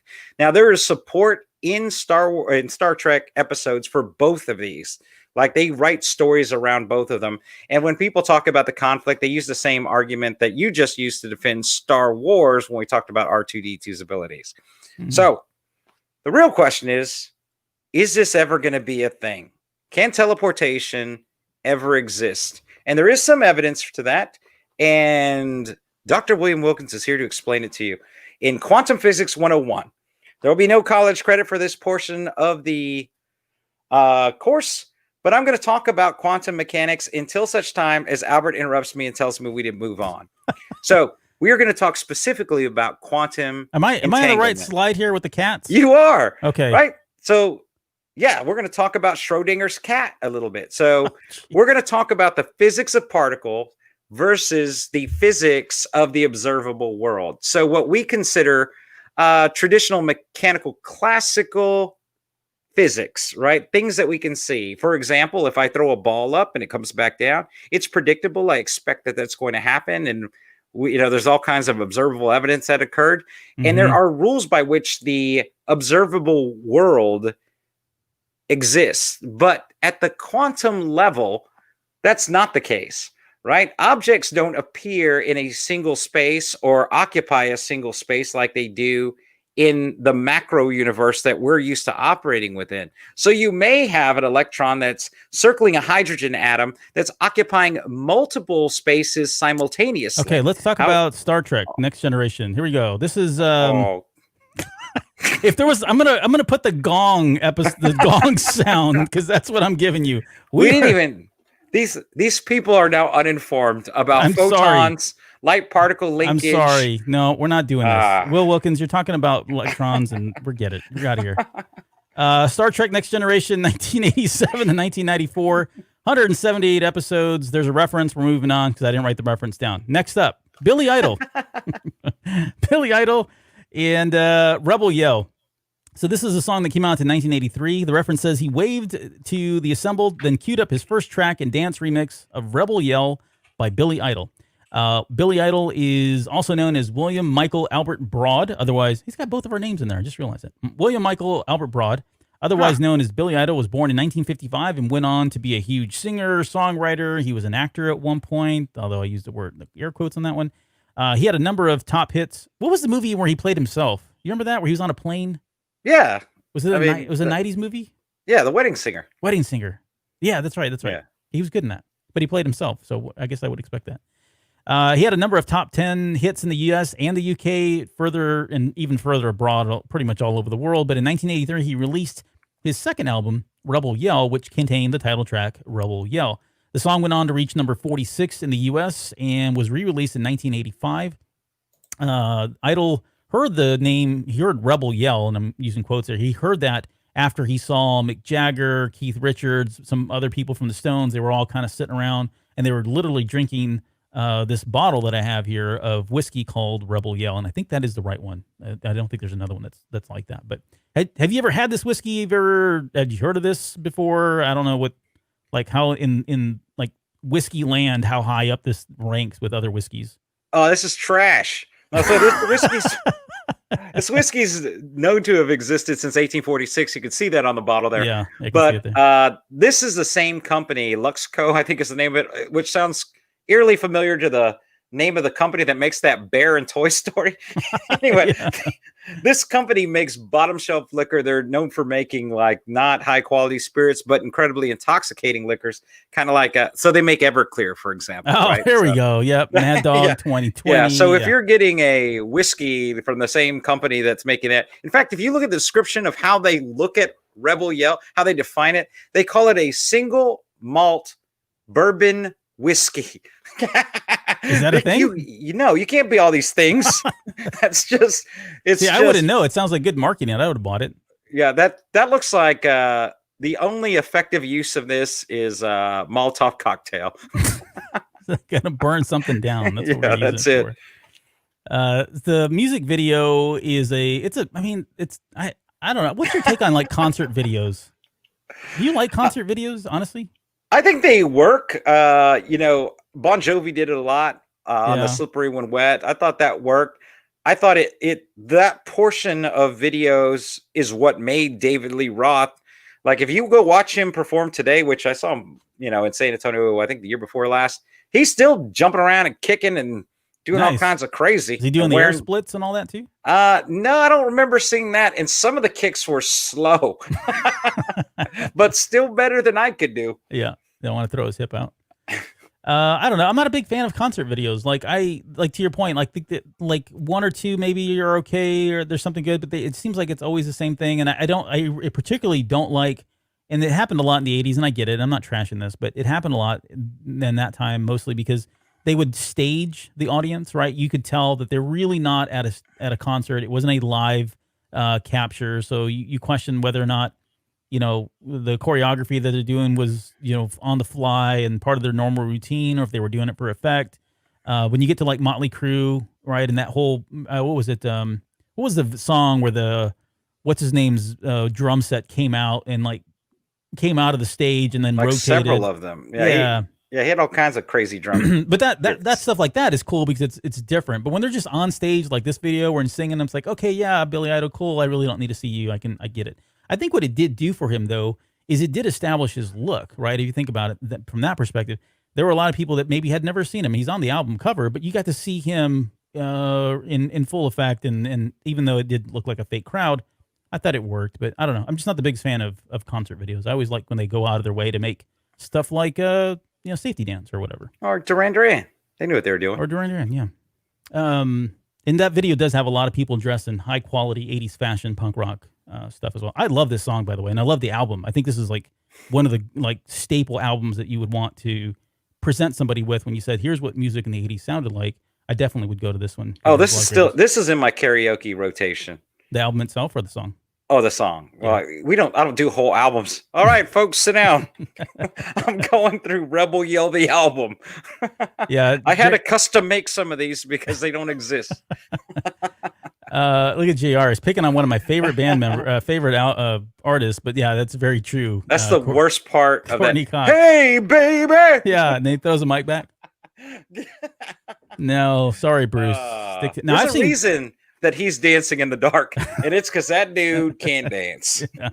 He can't dance. Well, he did all right in that song, but so did anybody in the 80s. It didn't take much to dance in the 80s, but I've seen him pretty recently a few times in concert, and he's still running up and down the stage and sliding on his knees. I'm not kidding you. This guy, he puts it all out on the stage still. Which is amazing. I heard Garth Brooks is the same way. Yes. He's still putting on a ridiculous show. Which, by the way, I know you're a Garth Brooks fan. Have you seen the Netflix series on him? Is it Netflix? I think it's Netflix. Making a Murderer? No, I don't know. There's one on Netflix, I think, that came out. I want to say it's Netflix. If it's not, then it's like Hulu or something. But go look at it. It's phenomenal, and I really enjoyed it. So are you telling me Pure Country is a documentary? Yes, the true story of George Strait. Filmed on location. How did they get all those angles? They even got the intimate scenes. I know. All right. I'm going to give this. We're going to move on to Saturday Night Fever. Oh yes. Now let's talk about some dancing. Nice transition, Albert. Released in 1977, the same year as Star Wars. It was directed by John Badham, who also directed War Games, Blue Thunder, Stakeout, Short Circuit, which is an amazing movie. It has this dance in it. Yes. Dance with me, Lisa. More than a woman. Johnny Five. Oh, boy. He's not in this book. So add that to the list of omissions for the novel, because he's not in this. All right. So this stars John Travolta, famously known as Terrell from Battlefield Earth. Karen Lynn Gorney, who did almost nothing beyond this movie. Like, she really, it was a one and done kind of thing for her. And she was pretty. She was. She was. She could dance. I liked her accent too. Barry Miller from Fame, not to be confused with Barney Miller, Joseph Cowley, the TV actor, Paul Pape, the animation voice actor, and Donna Pesco. So a lot of people that really didn't do a whole lot on film beyond what this guy did, because he went on to do a lot of stuff beyond that. But take it away, give us a synopsis and tell us a little bit more about Saturday Night Fever. All right. Vinnie Barbarino, a famed Scientologist, works at a hardware store during the week and is transformed into a disco king on Saturday nights. Now, here's what strikes me out about this movie. So if you've seen this movie recently, or even if you remember from your childhood, man, this is a really dark film. Yeah, it is. You know, I mean, they address just about every predominant social issue of the time. Rape, they address drugs, abortion, racism, rape, religion, suicide, drug use, social class use. Yeah. It got John Travolta got an Academy Award nomination out of this film. I mean, this was an acting film. This was a good acting piece for all of the actors that were in it. But all we ever remember is the dancing. Why is that, Albert? I think it's a culmination of a lot of things. It's one, he's really good at dancing, first and foremost, and I think they established that early on. I know you got some stuff that we'll see here in a little bit, kind of BTS stuff, but that's one. The music, the Bee Gees, right? I mean, this is like arguably the best stuff that they've ever done, and it was probably at their high point of their careers too. They went on to do other things as well. I'm not taking anything away from the other works prior to this or even after it, but I mean, you think of the album, you think of the dance, and you cannot help but think of the music that the Bee Gees did and contributed to this. And then on top of that, I mean, they really caught bottle in the lightning when disco was at its highest point. Like, there was I could say it was a short window, but it was a shorter window because there was a lot of people that didn't like disco. You know, you hear people talk about, well, I was either into disco or I was into rock, and it's almost, I don't know, it seems it's almost aggressive in how they talk about that. And I'm not talking about me, because again, we're talking like mid to early or mid to late 70s, which I didn't care one way or the other. But if you think about people that were like 18, 20 years old, you were in kind of one of the two camps. You were either a disco freak or you were a rocker or a punk rocker or anything else but disco. And there's a lot of animosity that existed between those two. Yeah, what's weird is that this disco was already on the decline when this film was made. In fact, when this movie came out, John Travolta thought he was doing like this snapshot of 5-10 years ago and not making a movie about what was going on today. It actually led to a resurgence and continued disco for another 3 years. And most people point to this film to saying, hey, man, Vinnie Barbarino's over there dancing. Yeah. We're going to watch this movie. Incredible. Vinnie Barbarino. Mr. Carter. So there's a lot of great moves here, and let's look at some of this here. You got these animated GIFs. My goodness, look at this guy. Man, I have, without question, done every one of these in public. All of them. All of them. For sure. Can't say that I have, but I don't drink. Including that one in the lower right, the one where he's doing his knee. I couldn't do it today. I'd break several bones. Break your bones, rip your pants. So John Travolta is taking credit for, his dancing and choreography in this movie, but this really wasn't him. He was a good dancer, but Danny Terrio, who, went on to do a whole bunch of choreography, actually did the choreography and was his personal choreographer for the film and is famed for making most of the moves in it. I think both parties agree that he did the move where he puts his finger up in the air when he's standing there. That single pose was John Travolta, but most of these moves were things that Danny Terrio was doing for a long time. And for those astute viewers of all things Star Trek, Danny Terrio appears in one of his few acting roles in Wrath of Khan as one of just the Danny background Terrio? dudes. Yeah, you see a little picture down there? That's Danny Terrio in Star Trek, Wrath of Khan. I'm glad you brought that one up. Did.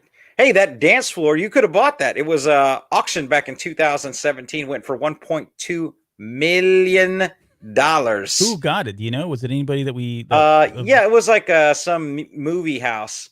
Here's something that I didn't know until I was doing research, and one is that they didn't have a smoke machine for this. So this was filmed in an actual club, right? But in order to get these effects, one, they built the floor that just recently sold, and then they added tinfoil to the side walls and put Christmas lights on top of them to create this crazy glitter effect throughout. But the smoke wasn't a smoke machine. I don't know why they couldn't do that. They were literally burning tires and tar inside this club to create the smoke effect because it looked better on the stage. They had to bring oxygen in to John Travolta while he was doing this. So if you don't know the background story of Saturday Night Fever, and I do love it, it's based on a New York Magazine article titled Tribal Rights of the Saturday Night. And it was supposed to be about how crazy New York teens were, what they did on the weekends, and they were doing heroin, and they had all these issues, not heroin, speed, which they do in the movie. But that is what the foundation for the entire story was. We're going to write this movie around this article, and they did. And at the time it came out, the author of the article came out and said, I made it all up. None of that. No way, happened. really? Yeah. So this is one of the few films based on a true fake story. Right. No, that's literally everything Michael Moore's ever done. Oh, jeez. Yeah, wow. Shots fired. Shots fired. Let's talk about the soundtrack, because this is where I mentioned this earlier about why is this so iconic? Why is the dancing one of the more memorable things from the movie? But I think it goes back to, again, the Bee Gees. But then you look at the back of this album here, and we're showing the back of the album cover. There are a lot of like hits, right? Disco hits on here. Even the slower ones, even the ballads. You think about like How Deep Is Your Love, If I Can't Have You, Yvonne Elliman. I mean, those songs are just they're great. I mean, they're iconic. I love these songs to this day. And I will bring up when this years later, I had this album. I think it was on a tape. I don't think I had a CD player at the time, but I had it on tape. And I would go pick up your cousin from school. Yes. I drive out there, pick him up at lunchtime or right after he got out of school, like 2:00. And that guy, Vic, if you're listening, love you, brother, but he would make me play Disco Inferno by the Tramps every single time. Like if I wasn't playing Disco Inferno, and I'm not even kidding you, he'd want to hear Metallica Symphony of Destruction. Like those are that's how broad his appreciation for music is, which is awesome. Yeah. But yeah, it was always the Disco Inferno. 3 songs. It was Metallica, it was Iron Maiden Tail Gunner, or it was going to be the Tramps Disco Inferno. That's what's happening. That still happens to this day. Happens, yeah. Like when people come to our house and my cousin comes over to my house all the time. So we come over and have a karaoke party. And I know you've been to my house. We have like laser lights and lighting trusses and Shure mics and PV amps and 16 channel soundboards. We don't mess around with our karaoke, right? But I will say every other time we get together, Tramps is going down at least once. We're going to have some disco. And it's not even like a 3-minute song. It's like how long is that track? It's like 12 minutes or something. I don't know. You got to do the whole thing. You got to do the dance moves. It's about dancing. Didn't you hear Men Without Hats earlier? It's about having the freedom to dance. Yeah, Flashdance, or I'm sorry, Footloose had that same message in there. Yes, what's your favorite song on the back here of the soundtrack? If you had to pick one.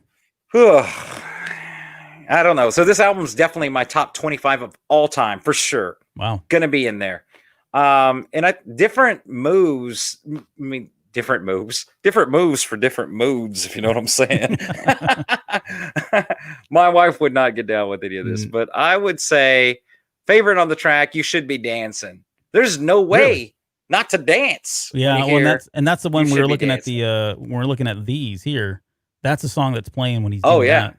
But not originally. So when they originally did this scene, they were actually performing to Boz Scaggs, right? Because the Bee Gees weren't involved in the actual production of the film, right? So they were making the film. They heard some stuff from the Bee Gees. They called them and said, hey, man, what do you got? They sent them over some samples and said, hey, man, here's what we've got. We got some ideas for you. And they're like, that's awesome. Yeah. So Night Fever actually had nothing to do with Saturday Night Fever. The movie at the time was still called Tribal Rights of the Saturday Night. They just decided to shorten it, grab the Night Fever because this is going to be a hit, and make it Saturday Night Fever. Nice. It's hard for me. Like Staying Alive, Night Fever, those are probably 2 favorites on here. Although Staying Alive is like, if you're walking down this track, Staying Alive makes me want to strut down the street. How Deep Is Your Love makes me want to slow dance. The Night Fever makes me want to comb my hair. Yeah. More Than a Woman makes me want to have a military robot living in my home. Yeah, that's probably gonna be my favorite too. I'm looking at these other ones here. I think Open Sesame is the only one that's probably like the weaker of the one, and that's not a. Oh, I don't know. Yeah, it's the weaker of Kool and the Gang's. Yeah, for sure. But I mean, originally this album was going to be largely just Boz Scaggs and Stevie Wonder, along with some of these other ones. In fact, there were like songwrite issues every time that it went to a new iteration, because this was originally rated R. But when it came out on VHS, and they actually cut a PG version at the same time, and both of them were released on VHS. But now you can just get the R-rated one, because what was R in 1977 is G today. Oh yeah. All right. Well, good movie. And I see that RSO tag. I always think of Grease. Yes. The record, because that was it was both the album music and the movie were that 2-picture deal. So right after this, Travolta had a sign to both this and Grease. So, well, there you go. That would explain it. Let's talk about this Joker. This is Plastic Man. I don't have the reference in this one either, but he says that when he starts dancing and he turned on whatever his body was moving around, and he looked like Plastic Man. So this is what Plastic Man looks like here. Top left-hand corner. He was a DC comic book character who appeared in DC Comics, Police Comics, number 1, 1941, not owned by DC at the time. He was created by Jake Cole, and one of the first like lighthearted comedic type comic book characters. If you think about 1941, kind of a darker time, right? And you had Captain America going around punching Nazis, and they're really kind of trying to come up with something a little bit more lighthearted. So his origin, he's a character by the name of Patrick Eel O'Brien, who was a crook. He was working with some other guys. They were doing like a heist or whatever, and he had some chemicals spilled on him. They kind of left him there for dead. he woke up the next day, he's got all these superpowers, and he kind of feels like, hey, they betrayed me, I'm going to turn into a good guy. So again, the story origins are pretty, pretty thin, but think about the time, right?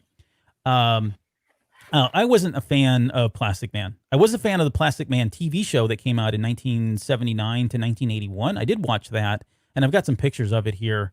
But Plastic Man's just one of those characters, like, and this is, I don't know, I feel bad saying this, but I don't like when they bring these characters, like, and I guess I'll say him, but there are other characters both in Marvel, and they're both guilty. Marvel and DC do this all the time. They go back and somebody remembers a particular obscure character that they remember reading a comic book when they were a kid, and now they're like pretty high up at, one of these comic book companies, and they think, oh, I'm going to bring them back. And so the next thing you know, we're kind of forced for all this marketing for, 2 years of comics in trades and all that stuff. And it's for this really obscure character that no one really cares about. And yeah, it's kind of cool, but I don't like when they bring these nostalgic characters back for the sake of nostalgia. There's a reason why they didn't make it. There's a reason why nobody is making movies about these characters. And I hate to put Plastic Man in this, but he is kind of in there because he's not an interesting character to me. But I don't know. What's your take on Plastic Man? Do you like him? Am I killing you here? No, I have no interest in Plastic Man whatsoever. And I agree with your analysis. There's great comic book characters sustain, right? And there are countless stories to be told. But when you start trying to integrate those guys into as if like, oh, that's a nod back to him. I felt the same way in Suicide Squad with Captain Boomerang. That's a useless dude in our comic book universe now, right? Like, there's no need to have that guy. Right. I get it. There's a version in Marvel today that is still out, and I mean, credit to them if they're killing it, right? But Squirrel Girl, you ever seen Squirrel? Oh yeah, Squirrel Girl. Yeah, like she was a totally obscure character from like the 90s, never did anything, and then again, somebody just said, you know what, I'm going to bring that character back, and then next thing you know, they're like pumping it full of life, and it's everywhere. But it's like it's a girl that summons I think that's because they're like kind of, yeah, but see, I think Squirrel Girl's a little different. Oh, here we go. Right, because yeah, I do like Squirrel Girl because I don't think that's part of the comic book universe that's laughing at itself, right? Like, I've always felt that way. Although Squirrel Girl has beaten a ton of people for no reason. I don't get that. Yeah, and that's my issue. It's like they beat these like Doctor Doom characters or these really powerful characters that don't get bested, but only the best of them, and that somebody here who can summon squirrels, and that's really her only superpower, is able to do that. Which I don't know. I'm on a soapbox. No, you're absolutely right. I mean, didn't she fought Thanos in one? I thought. Oh, get out of here. Yes. Probably. So Squirrel Girl has beaten the following. Are you ready? Thanos, Galactus. Oh, get out of here! Shut up. Ego, the Living Planet, Doctor Doom, Fin Fang Foom, Baron Mordor, and MODOK. All right. She has beat all of those. There are arguments online for her being the most powerful superhero in that universe. Whatever. No, sorry, I'm not buying it. And it's just the fact that you've got people like, all right, we're not gonna do that. We're out of time. Okay, so here's Plastic Man. That's baby Plas down there. He was on the cartoon. If you ever hear that, it sounds like Howie Mandel doing a kid's voice, like his baby voice that he does. That's what he used to sound like. In the bottom left-hand corner. Now, this is not I want to turn this into a sad story, but that is a person by the name of Tony Marks. And so in the cartoon of Plastic Man Comedy Adventure Show, which is kind of in the top right-hand corner there was a small segment, 30 seconds or whatever it was, where they had Tony Marks come out, and he was playing a live-action Plastic Man. And I made fun of this all the time, and to this day, it does look kind of weird. He uses a kind of this upper voice. This guy had I wouldn't say a tragic ending, but he's still alive. Don't get me wrong. He's still alive. He hasn't died, but right after doing this, he had some kind of neural brain thing, and they went in and to kind of proactively prevent it, opened his head up, and it caused his brain to hemorrhage. And so he lost, he was paralyzed. He couldn't move really any part of his body. He couldn't speak for a number of years. He had to go through all this physical therapy, speech therapy, and his acting career was pretty much over at that point. So he does volunteer work at one of the rehabilitation centers that he was at. But anyways, the story is that he was the only real life Plastic Man that we've had to this date. The other thing that I wanted to mention here was in that cartoon, whatever that show was called, Plastic Man Comedy Adventure Hour.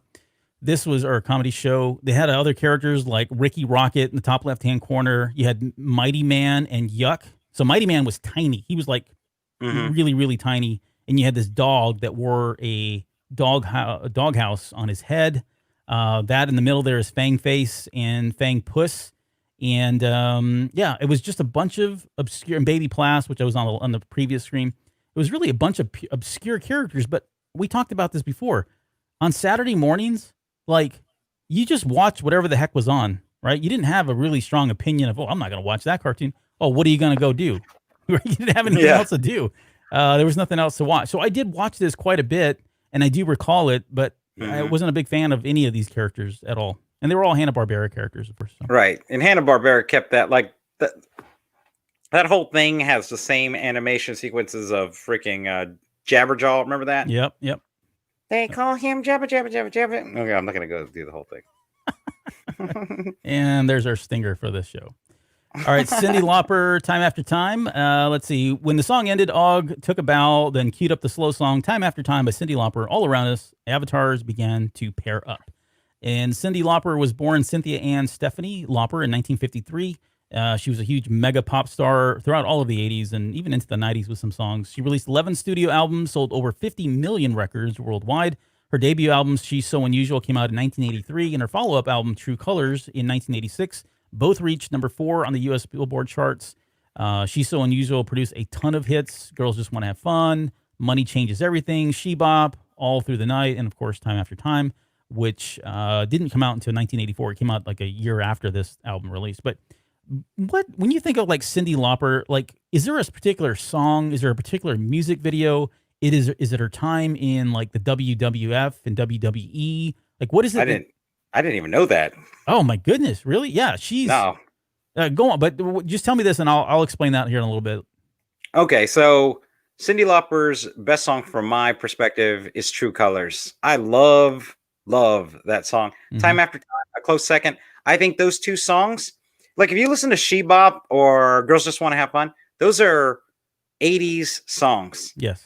But Time After Time and True Colors would have been a hit in any decade, at any point in history. They are timeless. So they would fit in on radio play today. And although it does harken the 80s, if you had no construct of music where it fit in the world, which I love, my kids don't have that, right? We've raised our kids right, and largely off of a like rock band, right? I think that's really where it started for like my middle daughter, my youngest daughter, is that we play a lot of rock band, as you know, right? Or at least we used to play a ton of rock band. Yeah. And when we did, they didn't know the difference, right? So I would go into my daughter's room and, you know, she's listening to some modern music, and then she would be listening to Fleetwood Mac, and to her, or you know, something like Cyndi Lauper, and she can't tell the difference. It's just good, timeless music. Yeah. But if you're listening to Girls Just Want to Have Fun, that's in her 80s mix, right? Yeah. And I feel the same way. Like if I were putting together an easy listening track, it might have some Sam Smith in it. You know, it might have some of these modern artists, but I can slip Cyndi in there, no problem. Yep. So there's so the song was originally written by Cyndi Lauper and Rob Hyman, who were both going through rocky relationships at the time. This song, Time After Time, and to your point, it is kind of classic. It's timeless, and anytime the song would come on, whether you were at a dance or you were at the roller skating rink, right? That's when people paired up, and it was like, okay, here's the lights got dim, and it was just an amazing song. It's one of my favorite 80s songs. Not me, Albert. I never, in all of the time that we went to Skateland West, I never had a dance partner. FML. Well, yeah, alone for life. And yeah, to be fair, like I didn't either at that age, but I knew I was the one exiting the rink, but I would see all these people coming together and going. I'm just a lonely guy during the couples dance, eating a hot dog and playing the crane game. Yep, forever alone. So yeah, and I do have one picture. So her and Captain Lou Albano were pretty close. They did a lot of videos together. They did at least two or three videos. Good Enough, Time After Time, She Bop. I never really understood the relationship, and just due to time constraints, I didn't get a chance to dig into it. She speaks very highly of him. She always saw him as a father figure, and so they had a very off-camera, off-record relationship. Not that it was weird or anything like that. You don't get that vibe at all. It's just they were just good people and good friends. But depending on who you talk to, and when you really gonna dive into this, she's credited just as much as like a Hulk Hogan or any of the other really big famous WWF superstars to bring wrestling, because she used the power of her music and her influence and her status right during this time to help bring WWF to new levels of awareness and fandom that they hadn't had, and it kind of took it to the next level. So depending on who you talk to, Jim McMahon will give her credit a lot as well. At one point, she was like managing Lou Albano, and then there was this whole stage thing where Roddy Piper, they brought her on stage, and then they got into a big fight, and then she starts beating up Captain Lou Albano, and then Captain Lou then goes under the mentorship of Rowdy Piper, and then it just goes on and on and on. But she was definitely a part of this WWF scene for a number of years. And again, they credited her for the bringing on of WWE when that started up as well. So again, I'm really kind of glossing over this because we're just way over on time here. But it is interesting that she did have her stake in the wrestling scene, and as much as she did, I think it's pretty cool. And she still looks great, and she sounds great. Like, even today, I mean, even when she's made decisions to remake her music, like doing acoustics, and they've all come out fantastic. She's incredibly talented. This is LA Style. James Brown is Dead. We talked about this a couple episodes ago. Came out in 1991. The reference says Cyndi Lauper song ended, and Og queued up another dance track. James Brown is Dead by LA Style. The club erupted into applause. So this is a techno song that came out in 1991 by a Dutch-Belgian band. LA Style was made up of DJ Wessel van Diepen and Denzel Slemming, FX, and Foco. So there's like 4 people that were a part of this group. This song, they only had one album, came out in 1993. This song reached number 59 in the U.S. charts when it was released. And there were other songs that they had on here. I'm showing a picture of like the front and back of the cassette tape. But this was really their only big claim to fame. And for the record, James Brown was not dead when this song came out. He died later in 2006, which is a whole controversy around how he died and whether he was murdered, but that's for another day. But James Brown was still alive. And it was really funny is there was actually a band that was called Holy Noise that did the same year, they did a song called James Brown is Still Alive. And if you listen to the 2 tracks, they're very, very similar. Like, it's really hard to kind of distinguish between the two, which I don't know why there was never like a, infringement or lawsuit or something going on there. But I prefer the James Brown is Dead version more than anything else. And when you hear this track, like it sounds like a true techno song. It does not sound like anything from the 80s whatsoever. And I have it I've got a basement mix that I've done, and it's on iTunes, so that's all I use. So it's not on Spotify or anything like that. It's public if anybody wants to go do a search for it. I have this song in there, and it's all the songs from Ready Player One, from the book, as well as the movie. And then it's my own personal songs, like I've got Run DMC and other stuff in there, just my own music. But I have this song included in there for the reason that it was included in the novel. Do you like the song? I'll just ask that question and move on to the next one here. Yeah, I think I did more club scene than you did in the early 90s. So after we graduated, this was probably right.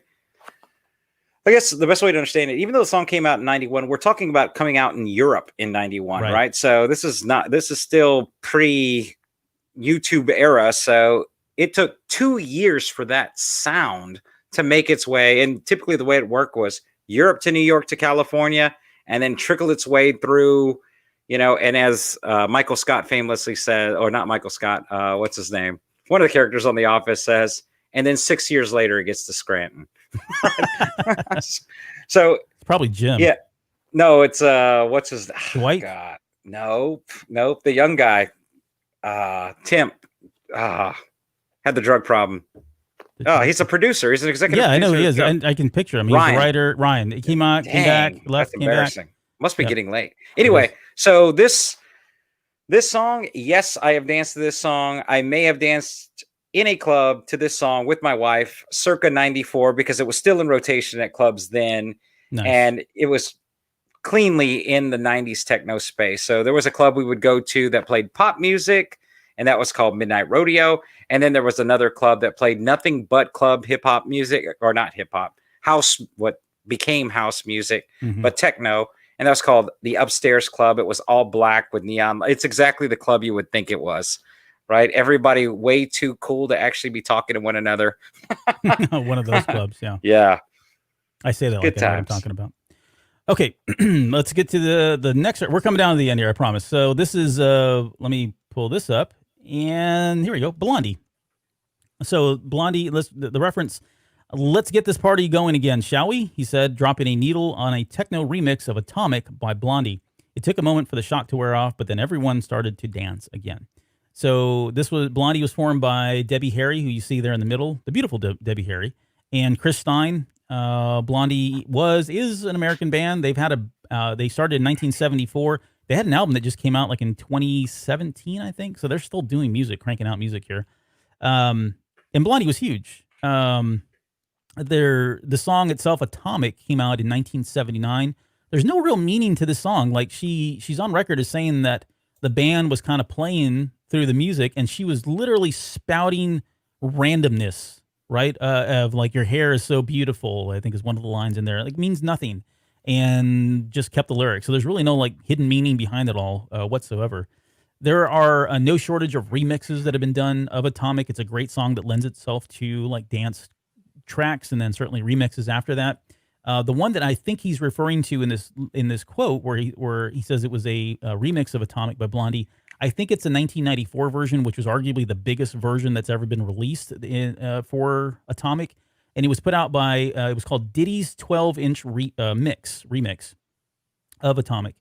Pretty huge at the club scene. And my guess is that this is the version that Klein was referencing here. This version did make it to number 1 in the U.S. Billboard charts when it was released here in 1995. And interesting enough, it says Diddy's 12-inch mix. And I thought, wow, I wonder, that must be when, P. Diddy was around and when he started. It's actually not P. Diddy. This guy is not P. Diddy. What was his name? I had his name somewhere. I forget it now. But let me show you a picture of him. He's down here in the bottom right-hand corner.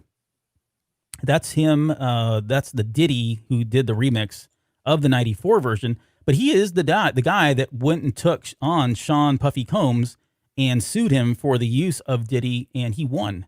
And that's where he ended up dropping the Diddy from his name, and he changed it a million times. I think he goes by Love something now. Love Actually? No, that's a movie. Whatever he's doing What the now. heck? Yeah. He did change his name again. But yeah, so interesting story there with Mr. Diddy's, or the Diddies, if you will. But yeah, it's a great song. I love Blondie. I love Atomic.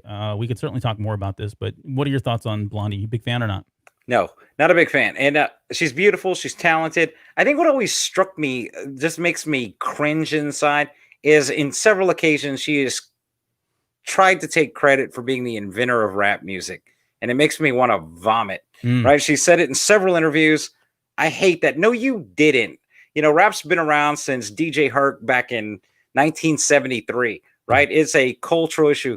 So she got some backlash from this when she's tried making this comment in the 90s, later in the 90s, because Rapture, she claims, is rap music. Like the rap in Rapture means rap. And there's parts that sound like a white person rapping terribly, but it's not rap in any sense. I mean, granted, she was working with Fab Five at the time, Fab Five Freddy, who was a pop disco artist and, transitioned into the hip hop space, but Blondie, no. Yeah. And now she's kind of changed her story and said, no, I'm the first rap artist of any gender, of any color, to chart on Billboard with Rapture. So she still claims that. Still makes me sick to my stomach because somebody says, let's listen to some old school rap. No way in Hades I'm picking up some Blondie. Blondie is what I don't go there. And I give her credit that she was one of the first to do it, but not the original, like the originator of this. It's just, I don't think she was even doing it, right? Well, yeah, it's to your point. Like if this isn't rap to you, then yes, it does not fall into that category. It doesn't qualify, because if you look at rap that was made in the 70s, you can trace that linkage from that rap to even modern day rap. There's a clear line. What she's doing is, I get it, it's rhythmic, but it's kind of like saying, I don't know. It's, sorry, Blondie, you're beautiful, but bruh, you ain't gangster. Not gangster. Ain't nobody listen to that. That's right. Okay. Why did I chop his head off? All right, there's last two references, and this is Simon and Simon and the Whiz Kids. So The reference, it was a Friday night, and I was spending another solitary evening doing research, working my way through every episode of Whiz Kids, an early 80s TV show about a teenage hacker who uses his computer skills to solve mysteries. I just finished watching the episode Deadly Access, a crossover with Simon & Simon, when an email arrived in my inbox. It was from Ogden Morrow. So I put this at the very end because I wanted to anchor on the Whiz Kids for no other reason than it was a TV show that I really loved as a kid. Probably doesn't hold up very well today, but we'll talk about that in a minute. So this is Simon & Simon. Came out between 1981 and 1989, so it was a pretty good run, 8 years total. Whiz Kids only did 1 year, 1983 to 1984. And yet it's the anchor for some reason. We had like Duran Duran, Cyndi Lauper, Men Without Hats, teleporters. We have so many subjects. Whiz Kids was so good it couldn't make it 2 seasons. Oh, leave them alone. Leave them alone. All right, they've had enough. So Simon & Simon, again, they did 8 years, 156 episodes in total. This was a traditional detective kind of, in private investigator type TV show, very run-of-the-mill, if you will, during the 80s. It starred Gerald McRaney as Rick Simon and Jameson Parker as AJ Simon. They were brothers, hence Simon & Simon. There was a mom. They had a mom. She was in the series too. I forget what her name was. And what set the series apart was you had these two characters that were very different, as you can hopefully you can tell in the pictures that I've got here. But you had Rick was the cowboy. He was the ex-Marine. He was in the guns, free-spirited. He was a son of a gun kind of person. Then you had AJ, who was kind of the straight-laced, college degree, I don't know, whatever. He was like a model citizen, right? Is who he played. And so they were brothers. They owned this private investigation type business or whatever. The show was actually canceled after the first season because the ratings were so low. The writers at the time and the producer, Philip DeGeer and Bob Shane, went back and said, "Hey, can we please? We really like the show. We think we did some great work here. Please give it another shot." So they took the show and they moved it either before or after Magnum PI. I forget which one it was. Okay, after it followed. Yeah, it followed Magnum PI. And so that was enough to get it going. And from there, it really it allowed people to start to get to see it more and appreciate it. And it's actually pretty funny. Like there are some moments, and it's dated. I'm like most 80s TV shows are really, right. A lot of these don't hold up over time. It's campy, it's corny. The acting's really bad. I mean, it's all the stuff that you would expect from 80s. But if that's your thing, I think you owe it to yourself. If you've never seen an episode of Simon & Simon, go ahead and take a look at it. I thought one of the funnier things though was this here with Simon & Simon, and I wanted to play the video, but it's not really working out, so I didn't do it. But this is a remake they did. So Adult Swim took that's John Hamm, and it's a little blurry there, but they took John Hamm and they took who was the other guy? Adam Scott, if you've ever seen anything he's in, and they took them and they did a shot for shot, take for take, exact replica of the intro to Simon & Simon. And they ended up doing this with other ones too, like Heart to Heart. I think they had Amy Poehler in there for that one, but they did a number of these 80s TV shows. There's a great one with Paul Rudd doing Bosom Buddies, the Tom Hanks one. That's awesome. Like it's so crazy how perfect they nailed this thing. But the reason I brought this up, because one of the I guess more redeeming qualities, and maybe that's not enough for a TV show, and I shouldn't mention this, but the intros, right? The intro to this is pretty famous. The song is hilarious. It's great. It's called Best Friends. But anyways, did you watch Simon & Simon, or was this religiously? I watched Simon & Simon more than I watched Magnum PI. I was always a sucker for like buddy films or shows in the 80s. Like I liked any detective show. I liked all buddy shows. And this was a great one. This is a great show. Yep. Highly recommend. And Adam Scott, fantastic. Parks and Rec. Yes. And that's like those recreation videos. There are a lot of people in there from Parks and Rec that ended up doing these on Adult Swim. That series was called The Greatest TV Series of All Time or something like that. You can go YouTube all those. They're awesome. Take a look at them if you can. All right. And then finally, we get to the Whiz Kids. So this TV series, again, came out between 1983 and 1984. I think there was only a total of 16 episodes that were released. The premise was you had these 4 kids that you can kind of see here on the right-hand side. And it wasn't really just one computer nerd. He was the primary one. His name was Richie. But all of them at times had their hand on computers doing stuff. But he was definitely the head computer hacker, I guess, if you will. But they were nerds, hackers, and they would rely on computer skills to kind of solve these everyday problems, or they would uncover these crimes that were going on, and they would use their computers to hack in and change stuff. So the allure as a kid was that these were people that I could relate to. They were a little bit older than me. I think most of them were probably around 13. The oldest was like 16 or 17. Like two of them could drive in the show. But the fact that they were always on computers and doing stuff, there was a lot of new technology, a lot of new science that they were throwing at you in every one of these episodes. The writers were the same writers from Simon and Simon. And it was actually Bob Shane, who I mentioned. He was one of the primary writers for this. And these episodes were pretty long. They were like 50 minutes long. So it's not a 30-minute show by any means. And there is a lot of like just dialogue for the sake of dialogue at times. But as a kid, I really enjoyed this. Just seeing all of these different, seeing them hack into things and seeing different computers. They had like a Commodore 64s. They had Atari 1200s. There was a, what was the other one that they had? The one from War Games, the MSI 8030 computer, that was in there at one point. Here's another picture of them, the Whiz Kids themselves. You had Richie, you had Ham, Alice, and then you had Mr. Lou Farley, who was actually Wojo from Barney Miller. I forgot to include a picture of him, but his hair was really like exposed. I mean, his hairline was really exposed by this point. Here's some of the stuff here. The Apple IIe was another thing that was kind of used a lot. That computer was in there. And then you had this thing right here. So not only did Rich's computer was he had a name for it. He called it Ralph, and he had compiled this from a lot of different computer parts and built it and had its own like personality or whatever. But on top of that, they actually had this robot, which is it's a real robot. It was called a Hero robot, and I think it stands for whatever the company is, the H, and then it was Educational Robot, and they took that and made an acronym of Hero.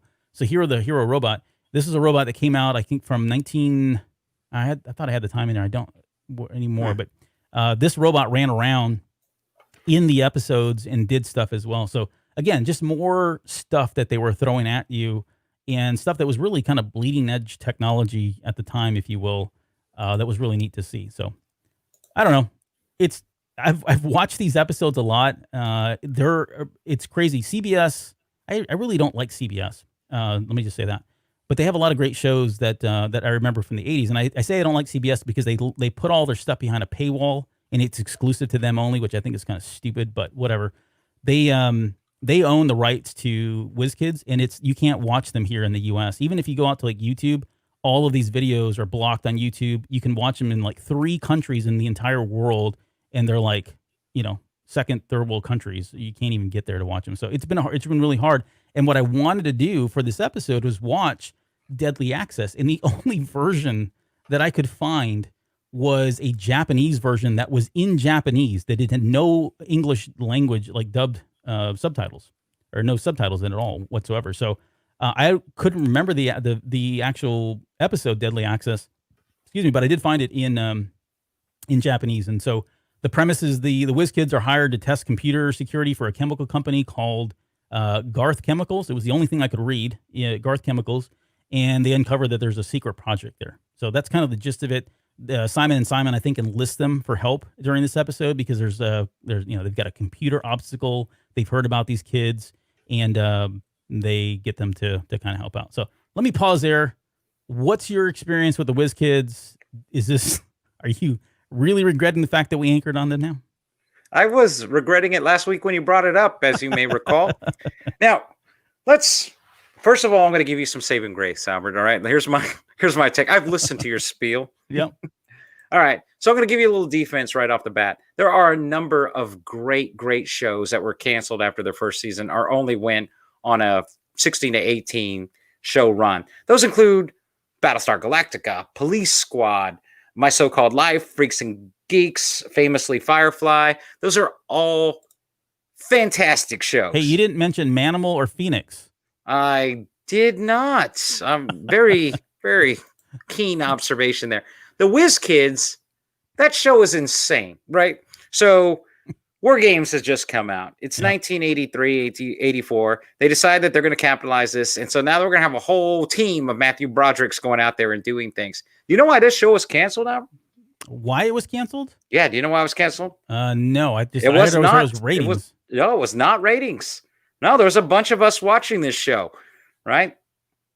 Critics destroyed this show on like TV Guide and in the media for it being morally irresponsible to basically glamorize children breaking the law. Because every week they were hacking into the NSA. Yeah. They were using it to rob facilities because they needed something. They're like, whoa, we don't understand these computers, but here's what we know. Between Matthew Broderick and War Games and this show, we just can't have this. We can't have shows that are making it sound like, wouldn't it be totally cool if you got on your computer and started breaking into government computers? So it was panned that way. They got a lot of backlash on the show. It affected the ratings because people were preventing their kids from watching. Yeah. And that was the end of it. But this I can show see is terrible. There's no other way to say this. This show does not hold up today, right? There's an episode where they're using a computer to talk to a dolphin. Come on, man. Yeah, that's get it together, bro. We've all done that. Come on, right? Like I've played Echo the Dolphin on an emulator, but That's hey, that. yeah, dude, I don't understand the love here, other than the pure nostalgia of it. I'm not going to sit here and bash the show. It's pure nostalgia. I'll say that. Here's one last thing that I'll leave you with. And it was a revelation for me today, literally, as I was watching some of these older episodes. There was an episode that I remembered growing up where they hacked into the NSA, like you mentioned. Mm-hmm. Well, they technically didn't hack into the NSA, but the NSA was after them because of something. But the point of this is, I remember that as being one of the episodes that really had an impact on me, and I couldn't remember all the details of it. I found this episode and watched it. The premise of this episode is there is a well-known, listen to this and tell me if this sounds familiar. There is a well-known hacker by the name of Wrench who holds a contest to determine whether or not kids can break a secret code.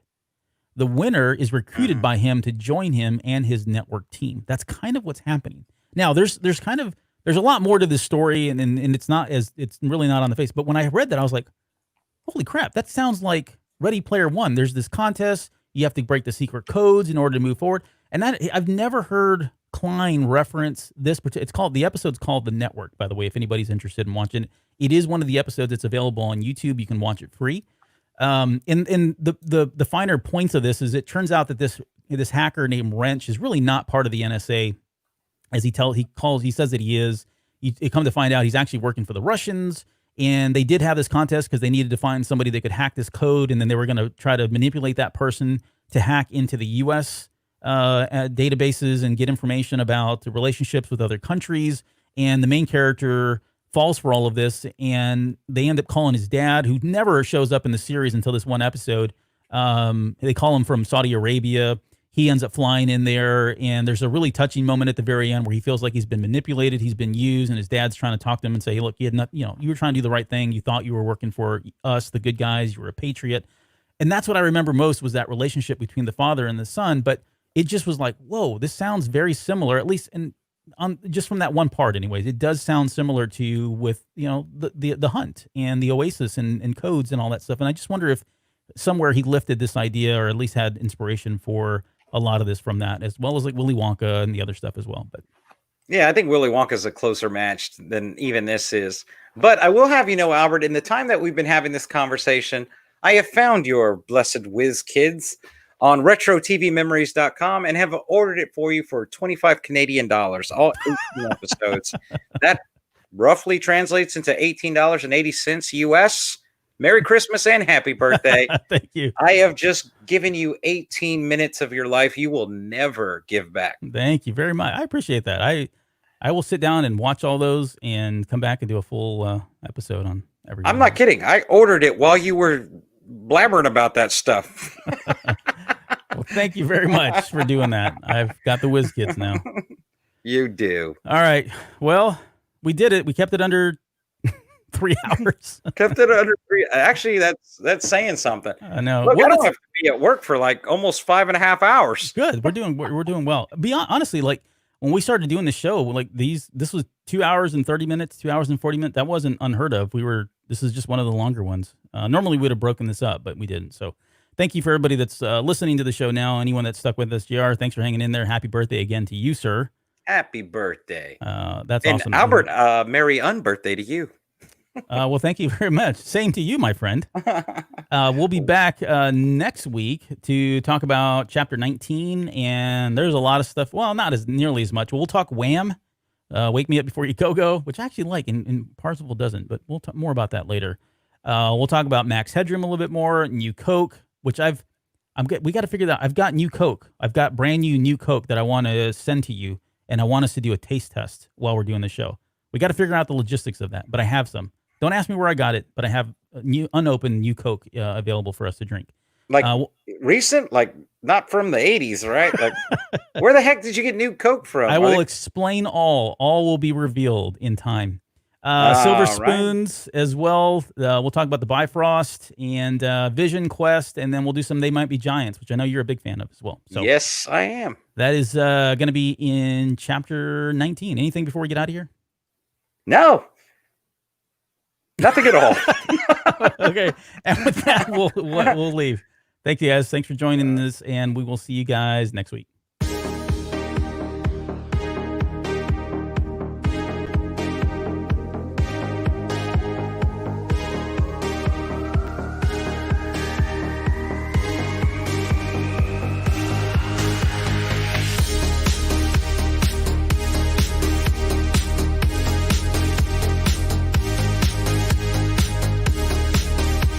The views and opinions of the Basement hosts are of our own and are not in any way affiliated with Random House or Ernest Klein. All quotes, music, sounds, trademarked, and copyrighted material referenced in the show are owned by the respectful companies and creators and are used by the Basement as fair use for entertainment purposes only. It would take me a month to read this whole disclaimer, but sad to say, I don't have that kind of time.